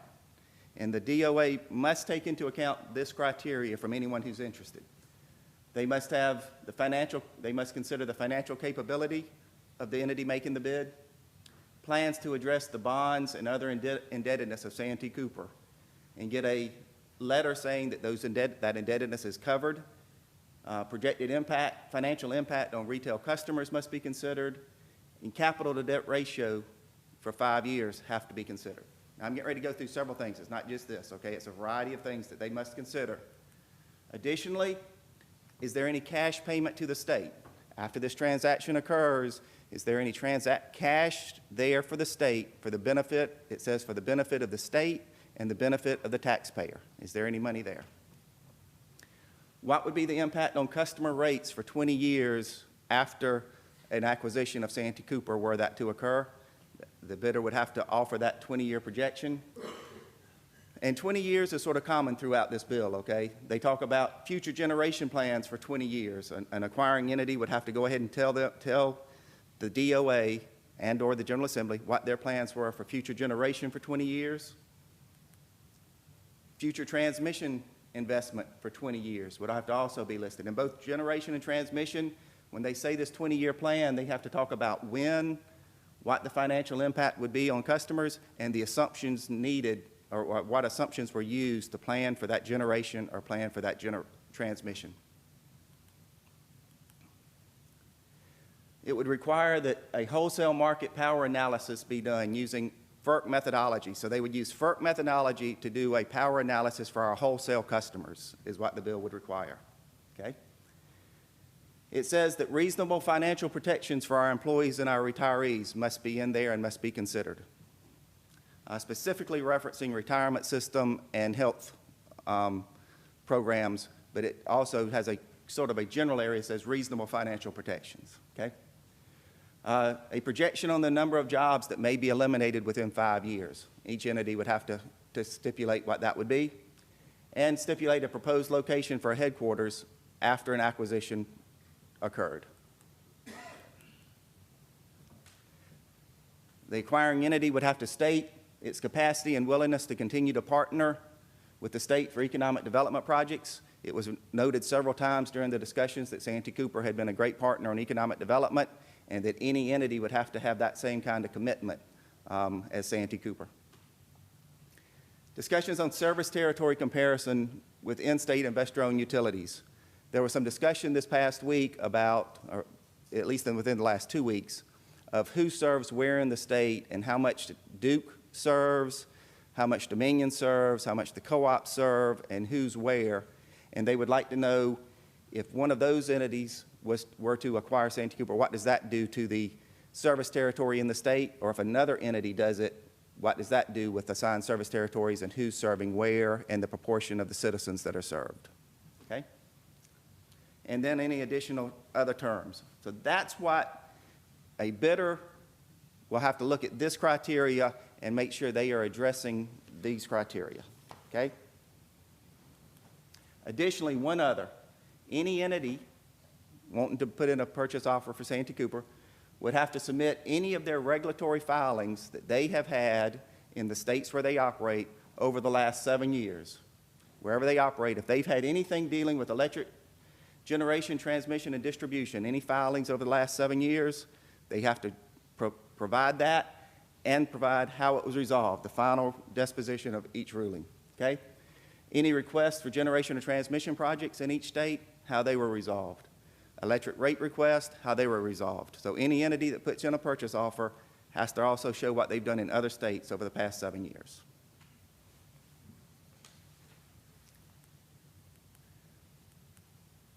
When that is done, then the DOA has it, and the role that the DOA has to play then is the DOA must verify all the information. And DOA, remember, they will have hired experts to help them. DOA, when I say DOA, it would be DOA and their financial experts, legal experts, the people they have hired.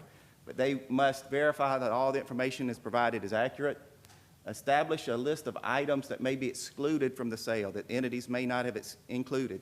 Some of those that we know would be wholesale water system, undeveloped lands, other natural resources, properties around the lakes. One of the things that 4287 states is that the FERC project will not be included in the sale, okay? So the hydro license, Jeffrey Station, the surrounding properties around the lakes would not be included. But it does state that the purchaser must provide revenue to provide for the continued operations of the lake, like we are currently doing, with no loss of quality or access that we are currently providing, okay? It says that whoever purchases, if there was a purchase of Santee Cooper, that entity would have to purchase power from the hydro project and dedicate whatever other revenue is needed to continue to maintain the lakes. Okay, so that would not be in a purchase program, that would be outside of it. DOA would conduct a risk analysis for taxpayers, retail customers, and bondholders on things like what happens with the loss of tax exempt status, impact on economic development, loss of potential revenue. What happens if the bids come in less than the value of Santee Cooper and the loss of potential revenue? That assessment has to be done. DOA has to do that. DOA would be required, as part of their analysis, to look at a comparison of financing options, the financing options available to an investor-owned utility versus a public power entity. And they must, as part of this evaluation, exclude any debt from VC Summer 2 and 3 that's not used and useful from rates going forward from the new entity. That has to be excluded. If it's something that was put up there, transmission project or something else that can currently be used, the debt associated with that can be included. But anything that they do not believe is used or useful cannot be included in rates going forward. They have to have a commitment to keep headquarters in South Carolina, or they would be evaluating that, I'm sorry. DOA would be evaluating the entity's commitment to do so, and verify the intention and ability to provide electric service for a minimum of 20 years. There was a dialogue on the Senate here as they did not want to have a situation where somebody could possibly come in and purchase Santee Cooper, 3 or 4 years down the road, start splitting it up and selling it off in bits and pieces. That is not what they wanted. They wanted to make sure there was a commitment that whoever, if there was a qualifying bid to purchase Santee Cooper, that they were committed to providing electric service for at least 20 years as an entity. So that's sort of the sale criteria and what will be verified by DOA under a sale program. Okay? Remember, I was just going to ask if there are any questions on the sale before you move into the management agreement. Director Laird? Give us a short briefing on the discussion involving the state retirement fund. I never could get a handle on that. How did that work into the situation? The discussions, as I understand them, the discussions on the retirement fund is that the liability associated with Santee Cooper's portion of the retirement fund has to be covered. The current liability has to be covered under a proposal. Okay? Yes, sir. And when you say covered, you mean funded? Funded, yes, sir. I'm sorry, funded, yes, sir. And again, it talks about the current. Doesn't really, I don't know if it talks about going forward, but it talks about the current. Yes, sir.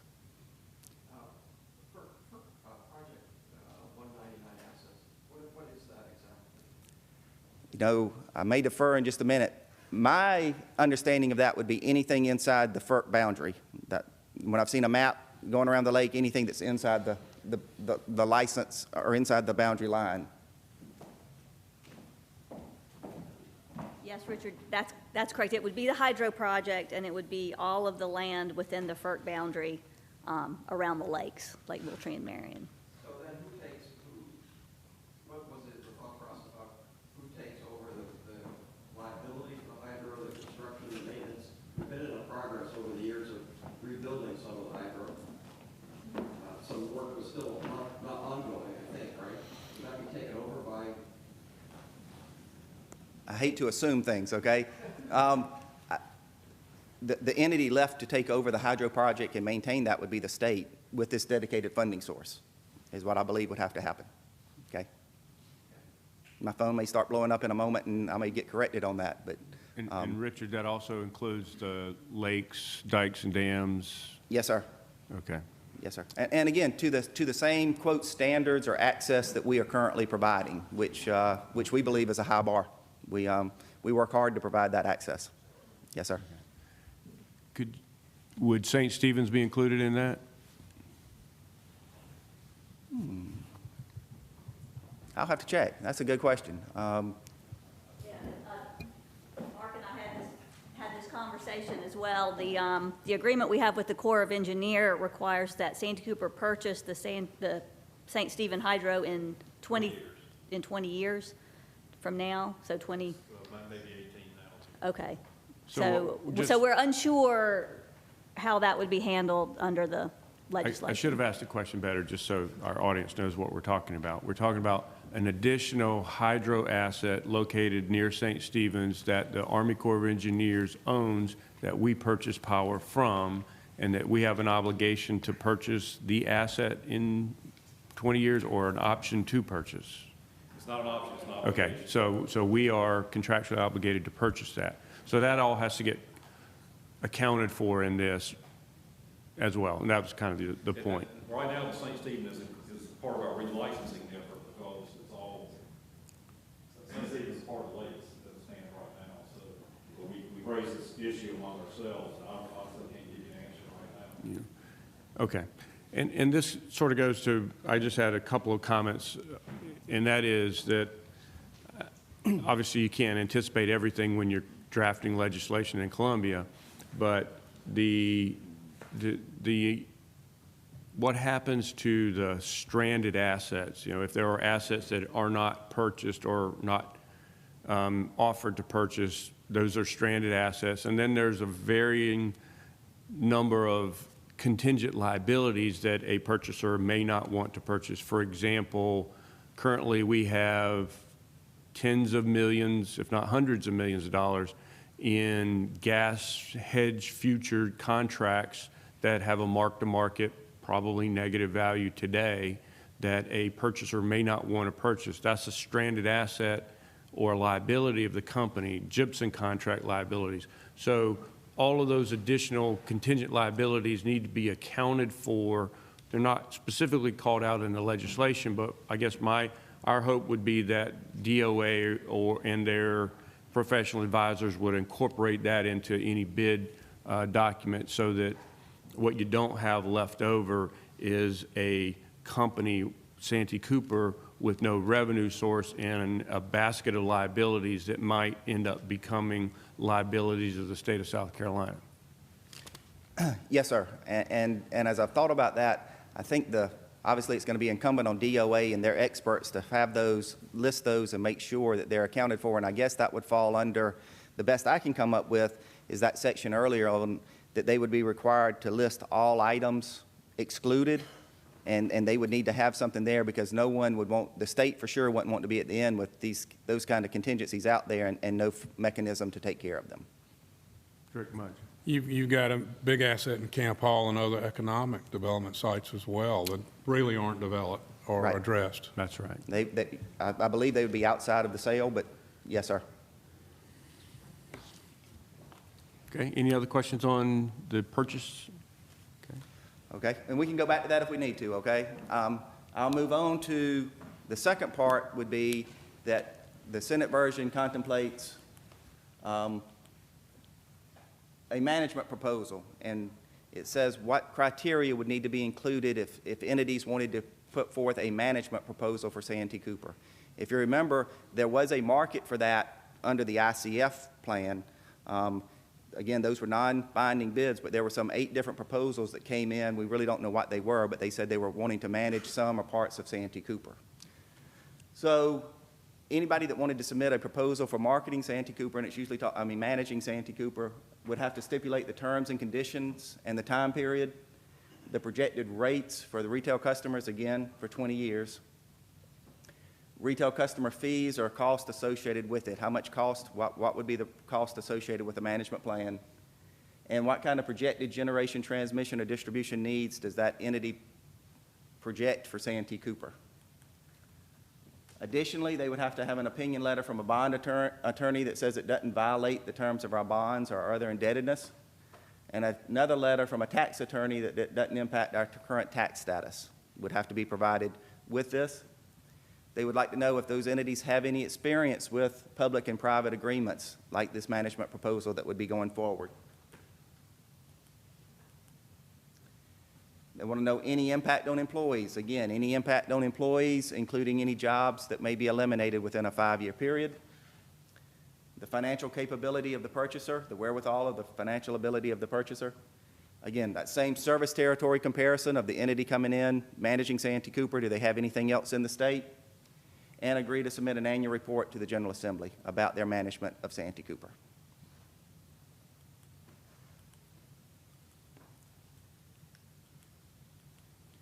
So after those come in, DOA and their experts would also have to verify this information. They would have to look at what comes in under proposals, verify the information that's provided, Conduct a risk analysis. They say that the DOA and their expert team would have to conduct a risk analysis related to taxpayers, retail customers, and bondholders.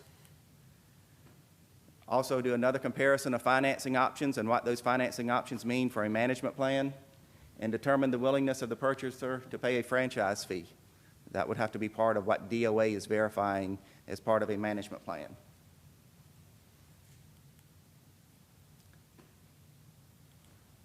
That's the management. I'm sorry. Yeah.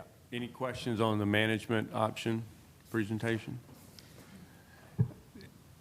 The only comment I'd have is the 20-year management proposal analysis makes sense compared to the purchase option, but it may not be beneficial for the state to enter into a 20-year contract, but maybe a shorter duration contract, a 5-year contract.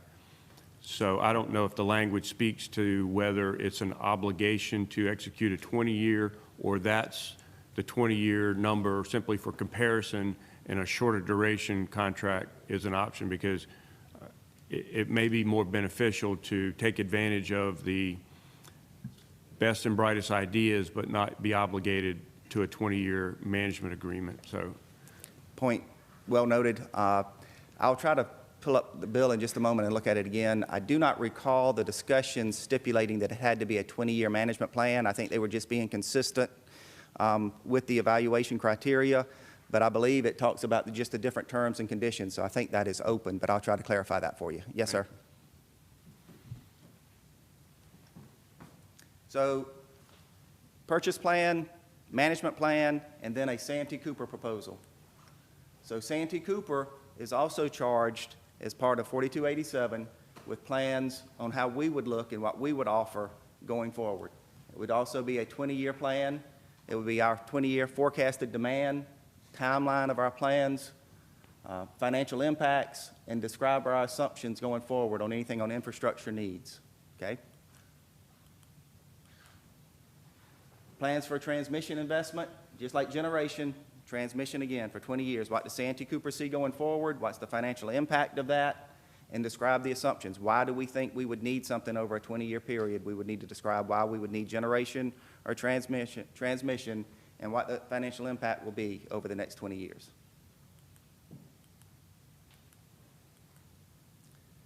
We would also have to submit our plans to address the VC summer debt and what that plan, how that impacts our ratepayers. We would put our proposal forward for any reform or restructuring or changes in Santee Cooper operations would be part of our proposal that we would submit, and any additional information that we think would be relevant for DOA and their consultants to have. So that's what they would charge Santee Cooper with putting forward. Then DOA would be charged just like before.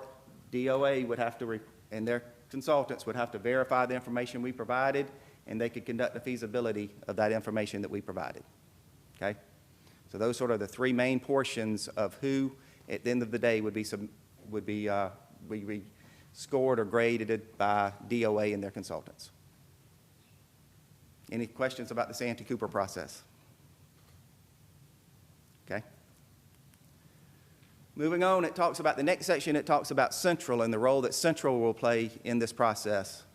It talks about that the DOA will establish a process for the bidders for a purchase or entities offering a proposal to manage, and for Santee Cooper, DOA will establish that process to conduct confidential negotiations with each entity that submits a bid. So Central will be having confidential negotiations with each entity, including Santee Cooper, that puts forward a bid or a proposal, or Santee Cooper.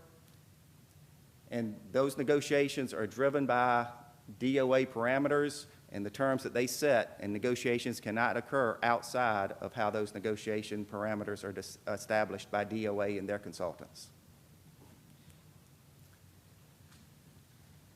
It's a contractual agreement for all parties to negotiate in good faith when they're discussing this with Central, and for Central to negotiate in good faith with the entities when they're talking. And professional services, those consultants will determine if they do not believe good faith is being met, it's their call to say that someone is not negotiating in good faith. Okay?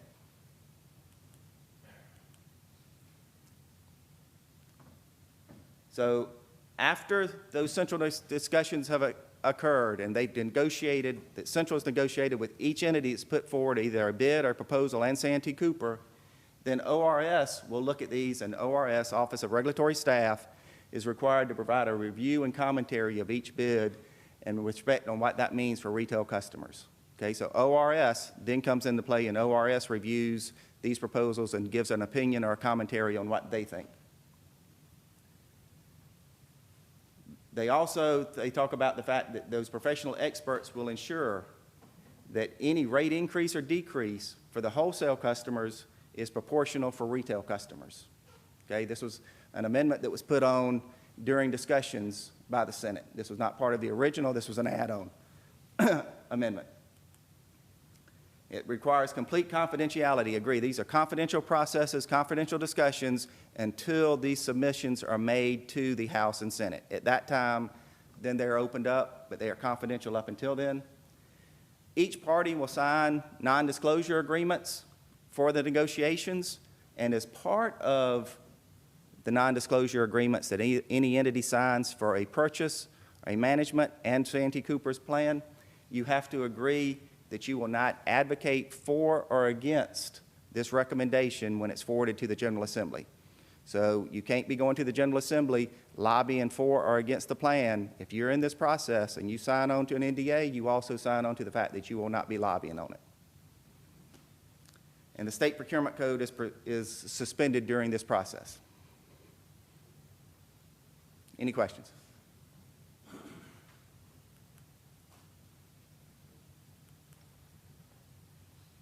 So at the conclusion here, we're wrapping this up. DOA and their experts will provide to the General Assembly one recommendation for a sale option, one recommendation for a management option, and then the Santee Cooper recommendation, or Santee Cooper proposal. As part of that, they will talk about the justification for each recommendation. They will include a contract with the bidders, a contract to execute the sale, or any supporting documents that are needed for a sale, for a management, for Santee Cooper to go forward. Those kind of documents would need to be included or anticipated to be included as this process is concluding.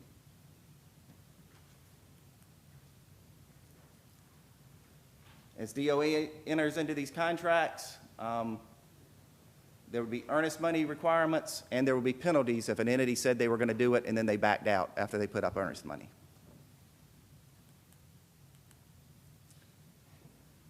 They would present to these proposals would go to the Ways and Means and Senate Finance Committee. The Ways and Means and Senate Finance Committee would then have meetings. They would determine by vote their recommendation of which of the three proposals to move forward, and they would move them forward. Evaluation, again, a description of the items, opinion letters, the proposed central contract, the commentary, all of that information, the documentation will be provided with what goes forward to the House and the Senate, okay? But it goes to each committee, House Ways and Means, Senate Finance, and then to the full House and the full Senate.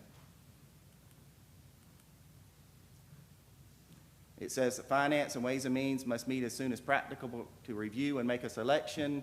And as I said, after the recommendation, the Speaker and the President of the Senate would convene the whole House and the whole Senate to move forward and have a vote on the proposal that's recommended by the House and or the Senate Finance Committee and Ways and Means Committee.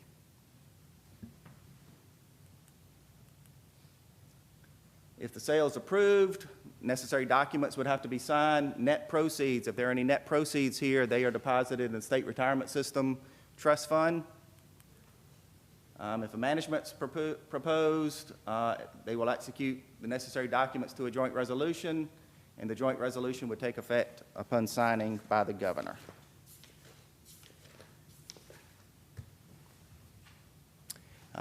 If Santee Cooper plan goes forward, there would be further discussions on what that would look like at the same time. Okay? So I covered a lot of ground there. Tell me if I need to clarify anything that I said. Any questions? Yes, sir. Is there a timeline that goes with this? There is not one. That is a very good question, and that's when it says, I think the reference to the timeline is that the consultants that they hire, the legal experts, financial, will help determine that timeline. and that the timeline says that when all bids are due or proposals are due, all of that will be the same date.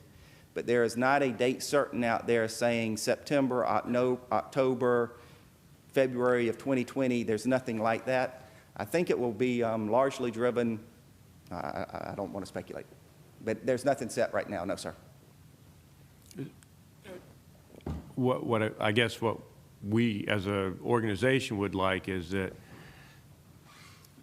clearly the purchase bidders and the management bidders already have a working document because they've already submitted during the ICF report. Santee Cooper is not, and will need some time to put the reform proposal together. So hopefully in your discussions with legislators, you can make them sensitive to the fact that Santee Cooper will need time to put that proposal together. So hopefully they'll not create a rushed timeline that would hurt Santee Cooper's proposal. Yes, sir. Yes, sir. And I may have skipped over, I don't recall if I said, the requirements of 4287 also say that Santee Cooper will make all information necessary available to anyone who's interested, work with all consultants, work with all interested parties, much like we did before. So there will be a lot of time requirements for people around Santee Cooper, because I recall the amount of time and effort they put forward in the ICF process, and we will likely be going through that again. Yes, sir. Thank you. I'll be glad to answer any questions, or if you have anything later, I am available. Thank you. Thank you, Richard. Any other items? You know, Mr. Chairman, First Vice Chair, I just think all this is wonderful. I was very pleased with the outcome from a legislative standpoint. I know nothing's been signed into law yet, but I really think that ultimately the legislature started taking a more serious look at Santee Cooper. And, I think the third option there for Santee Cooper to show it's capable of reform and stating its case of what it can do differently. But also, I think we've got a very impressive story to tell about what we already do. And I'm looking forward to doing that. I would challenge this board. I think, I don't know what timeline the legislature gives us, but I really think we need to hit the ground running. I mean, we've had a lot of time since the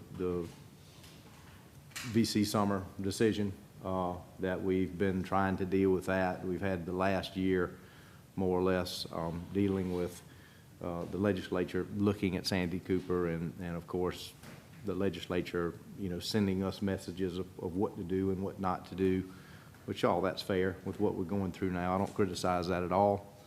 But I think now, we're in a position where we can start moving forward. I think this board needs to get together soon. I mean, we'll be back together in a month.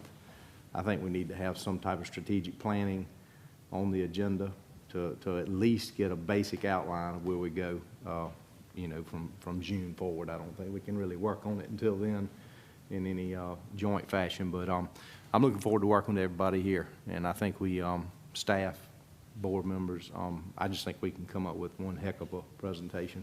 And I'm looking forward to working on that and getting that done. Yeah, I think, go ahead, Bill. Mr. Acting Chairman, I think also that it is, I think it's a very fair proposal. And I think that's, to me, is really, there's a lot of work and a lot of discussion that's gone into this.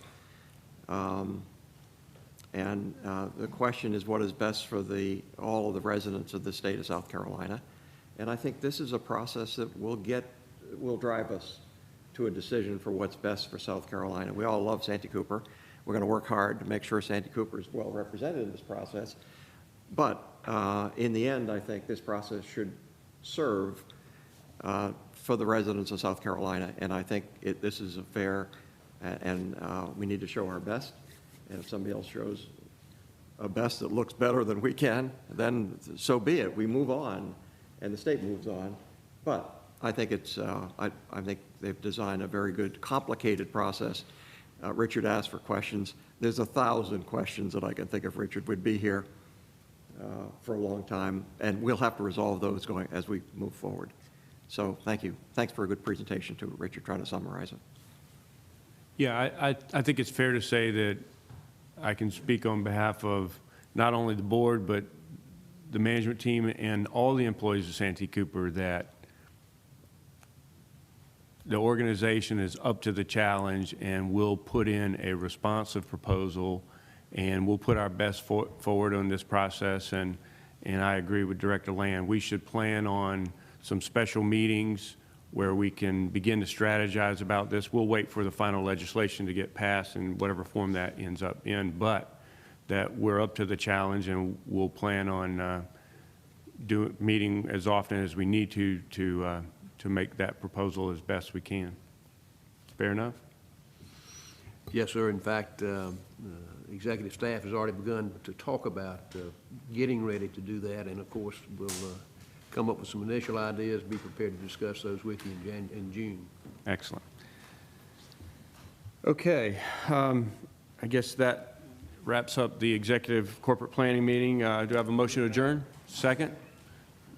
Okay, we're adjourned, and before we take a break, why don't we go ahead and call the Legal Affairs Committee to order. I'll turn that over to Director Land. Thank you very much, and this time I'll call the Legal Affairs Committee to order, and it looks like we've got full membership here today. The ex-officio member, Chairman Conlon, is not here. Do I have a motion to approve the minutes of the March 25th, 2019 Legal Affairs Committee? Got a motion? Second. All in favor? Okay, the minutes have been adopted. At this time, I'm going to make a motion to go into executive session. I think, as Chairman said, we'll then recess once we go into executive session for a break for everybody. I think we've been here a couple hours now, and I probably need a break. So at this time, I'll make a motion that we enter executive session to receive legal advice relating to nuclear construction project litigation, to receive legal advice relating to the Hearn litigation, to receive legal advice relating to the Central Coordination Agreement, and to receive legal advice and discuss contractual agreements relating to VC Summer Units 2 and 3. Do I have a motion to go in executive session? Second. Okay, this time we're in executive session. Okay, we'll vote. I thought we did. All in favor? Okay, we'll re-adjourn at 10:20.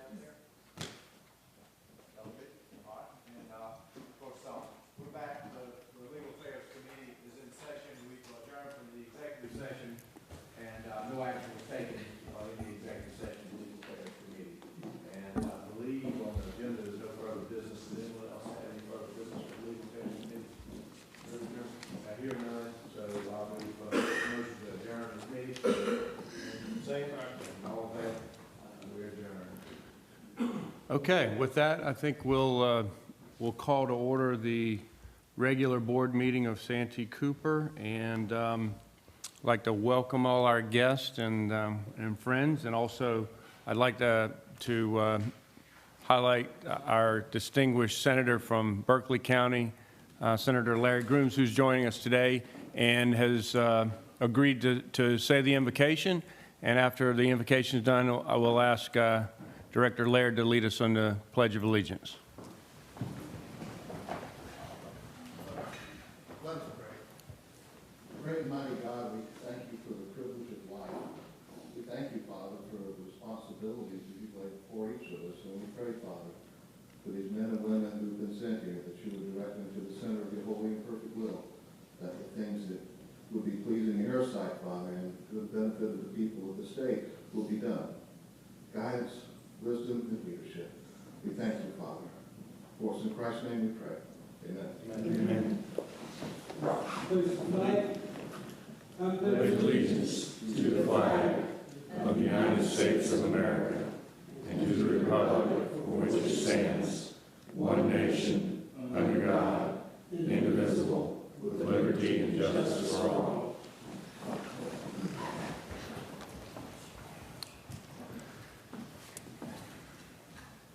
Okay. I will call for a motion to adopt the minutes of our last regular meeting, which was March 25th. So, second? Second. All in favor? Aye. Okay, motion carries. Our first presentation will be from Chairwoman Pinnell, who will, I guess, talk about the Audit Committee meeting. Well, she won't talk a whole lot. The Audit Committee did meet earlier this morning and approved a resolution which meets our bond covenant requirements in the selection of an external auditor to refer up to the advisory board. That resolution is before you now, and we'd ask for a vote on that. So all of you are in favor? Aye. And all of you opposed? Hearing none, that resolution will be presented to the advisory board. So that was, I'm sorry, just want to make sure, that was the approval of the resolution. So the resolution passes and is carried.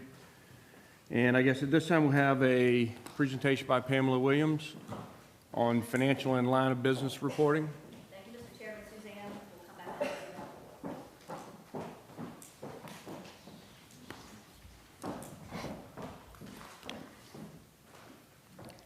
We'll make this quick, make up a little bit of time for you. This is the quarterly financial report for the first quarter of the year. So these numbers are through March 31st, 2019. And we'll briefly go over our balance sheet highlights, our reinvested earnings statement, and then the impacts on our customers' rates.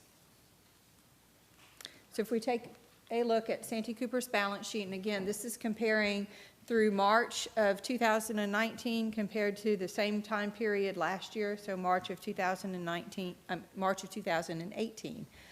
Some key numbers are our net utility plant has gone up slightly. That's primarily due to solid waste landfill expenditures that we've undergone. Our total current assets have gone down about $903 million. $666 million of that is where we've used some of the Toshiba proceeds, and we've used those proceeds to defease or pay down debt. We've also included in that 903 reduction is where we've burned down some of our fossil fuel, our coal inventory. So that's gone down about $127 million. Next larger number on there is our regulatory asset line. And that, remember we implemented GASB 75 last year, which was the post-employment benefits. And that wasn't done until December. So our 2019 number reflects that, us recording that regulatory asset, whereas the 2018 number, we hadn't recorded that yet. And somewhat offsetting that, if you look under the liability section under other, that's where the offset to that is booked. So they kind of offset each other on the balance sheet. If we move down to our liabilities, our long-term debt has gone down about $544 million. Included in that is about $357 million where we've defeased debt with some of the Toshiba proceeds. And we've also paid down a revolving line of credit. Under current liabilities, included there is where we've paid down some of our short-term debt associated with the fuel inventory. So as we've burned that down, we've paid down that debt that we had borrowed to build those stockpiles up. And then under the regulatory liabilities, the Toshiba, that is where we're amortizing down that liability as we defeased the debt. And now we've defeased more debt than that, but it has not all been defeased within the year 2019. So we've defeased multiple years, and we'll write that down based on the year where the debt actually was taken out. If we look now at our selected financial metrics, these financial metrics are those looked at the rating agency that are really financially based. So they have some other metrics that might be more in line with how you're governed, what your, how the state is set up and whatnot. So these are primarily targeted at financial. And so one of the things that they look at is our rate comparison. And for all of these categories, we are targeting an A rating. And for an A rating, you would be plus or minus 7.5% of our neighboring utilities. We meet that criteria for an A rating. The days liquidity on hand is greater than 90 days. At 572, we far surpass the 90-day requirement. On the debt to equity side, we're right in the middle of our target range of 20 to 30% on the debt to equity. And on the debt service coverage, that number is a little bit below our target range of 1.5. Of course, we're offsetting that some with our days liquidity on hand. If we move on to our capital expenditures, not too terribly unusual for this time of year. We're running a little bit below budget on our capital expenditures, and quite often on our capital expenditures, we just have some timing differences on when we have outages and things like that where we can go ahead and go in and do the capital work. So we expect that to tighten up as the year moves forward. We move on to our reinvested earnings statement, and you can see that our revenues are below budget, and that is really being driven by very mild weather conditions this year. And in addition to that, our fuel costs are also lower. And as you may recall, we pass our fuel costs through to our customers either monthly or on a moving 3-month average. So if you move on to our expenses, you'll see here that our fuel cost is also below budget. And again, that is for the same reason. Our sales are down because of mild weather, and also our fuel rate is down some, so we've paid a little bit less for fuel. In addition to that, our O&M expenses are running below budget, so we've been able to reduce that. Some of that is due to the timing on some outage expenses.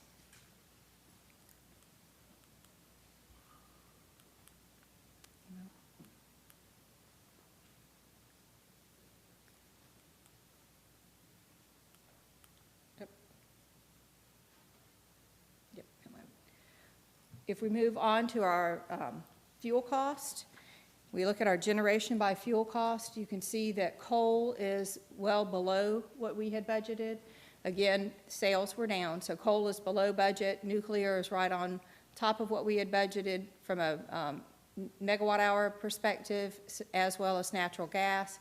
And our purchases are a little bit above budget. So we've been able to take advantage of favorable markets and purchased more power than we had actually budgeted, and then we burned a little bit less coal there. And you can see down at the bottom here, you can see down at the bottom here that we're about 9% below budget on our on a megawatt hour basis. And you can see up top here that each of our fuel sources was below what we had budgeted from a cost per kilowatt hour standpoint. If we were to look at our total system fuel rate, which includes our fuel sources and our purchase power, that rate is 9% below what we had budgeted year to date. we move on to our combined earnings statement, this is kind of a recap of everything we've looked at. So again, we've got revenues that are below budget, expenses are below budget, and the net result are reinvested earnings that are just a little bit above what we had budgeted year to date. And that gap should tighten a little bit. I said that we have a 3-month rolling average fuel cost adjuster, so as those lower fuel costs roll into that 3-month, that gap will tighten slightly. The next view is what we call a customer impact view. And this is really kind of how we lay things out when we develop rates. The biggest difference here is this includes debt service as opposed to depreciation. So very much a recap of what we saw on the previous slides. What I'll call your attention to here is our total cost of power. And so our budgeted cost of power was 7.81.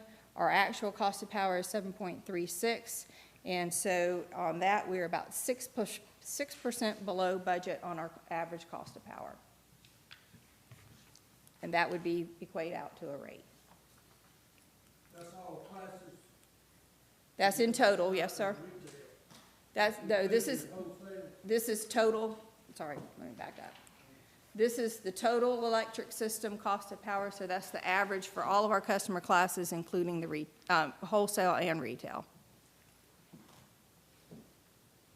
Of course, a very large percentage of that is wholesale, so that should be pretty close to what you're going to see on the wholesale side. On the water system, again, water system is a very small portion of our total operations, slightly above on debt service, and then a good bit below on O&M at this point in the year.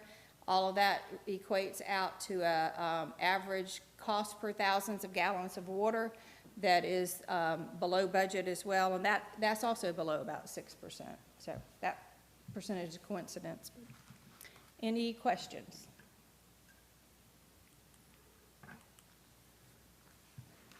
All right. Well, thank you, Suzanne. And I guess it's time for the President's report. The only thing between you and lunch, I'll be brief.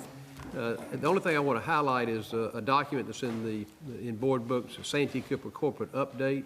Pamela and her team, with the help of others, have put that together. It's what I would call a bit of a dashboard that provides information about how we've done over the first quarter. Some of it is what you've just heard from Suzanne. I'm not going to go through it. There is on the back side of it, it talks about year to date where our energy has come from. And for the first quarter, only 38% of our electricity that we have distributed, transmitted to our customers has come from coal. A significant reduction in what it was even in 2018, when I think it was about 46%. Of course, that's just one quarter. It could change depending upon weather and other circumstances. So if you haven't looked at that, take a look at it. If you've got any suggestions about how we could improve it, please feel free to share those with us. And thank you for your time and attention today. It's been a good meeting and a lot of good discussion, so thank you. Thank you, Jim. And just a reminder that as the session ends and we understand what the final requirements might be from that bill, we will be reaching out to the board members to try to schedule a special meeting so we can begin that process. So thank you for making yourself available. One comment to share with the board, though the property committee is not meeting today, I'd like to announce, I think most of you have seen the announcement of Exeter closing on 75 acres at Camp Hall. Represents $75,000 an acre sale price. They're building about a 950,000 square foot distribution warehouse. They're already in discussions with suppliers to Volvo and other needs. So it's a great step for Camp Hall, and in addition to all the support Dan and Pamela's team have given to Volvo in moving Camp Hall forward. So well done. Thank you very much for recognizing. Any other comments, questions? Well, with that, we will adjourn this meeting. Go ahead, call for a vote. Second. All in favor? We're adjourned.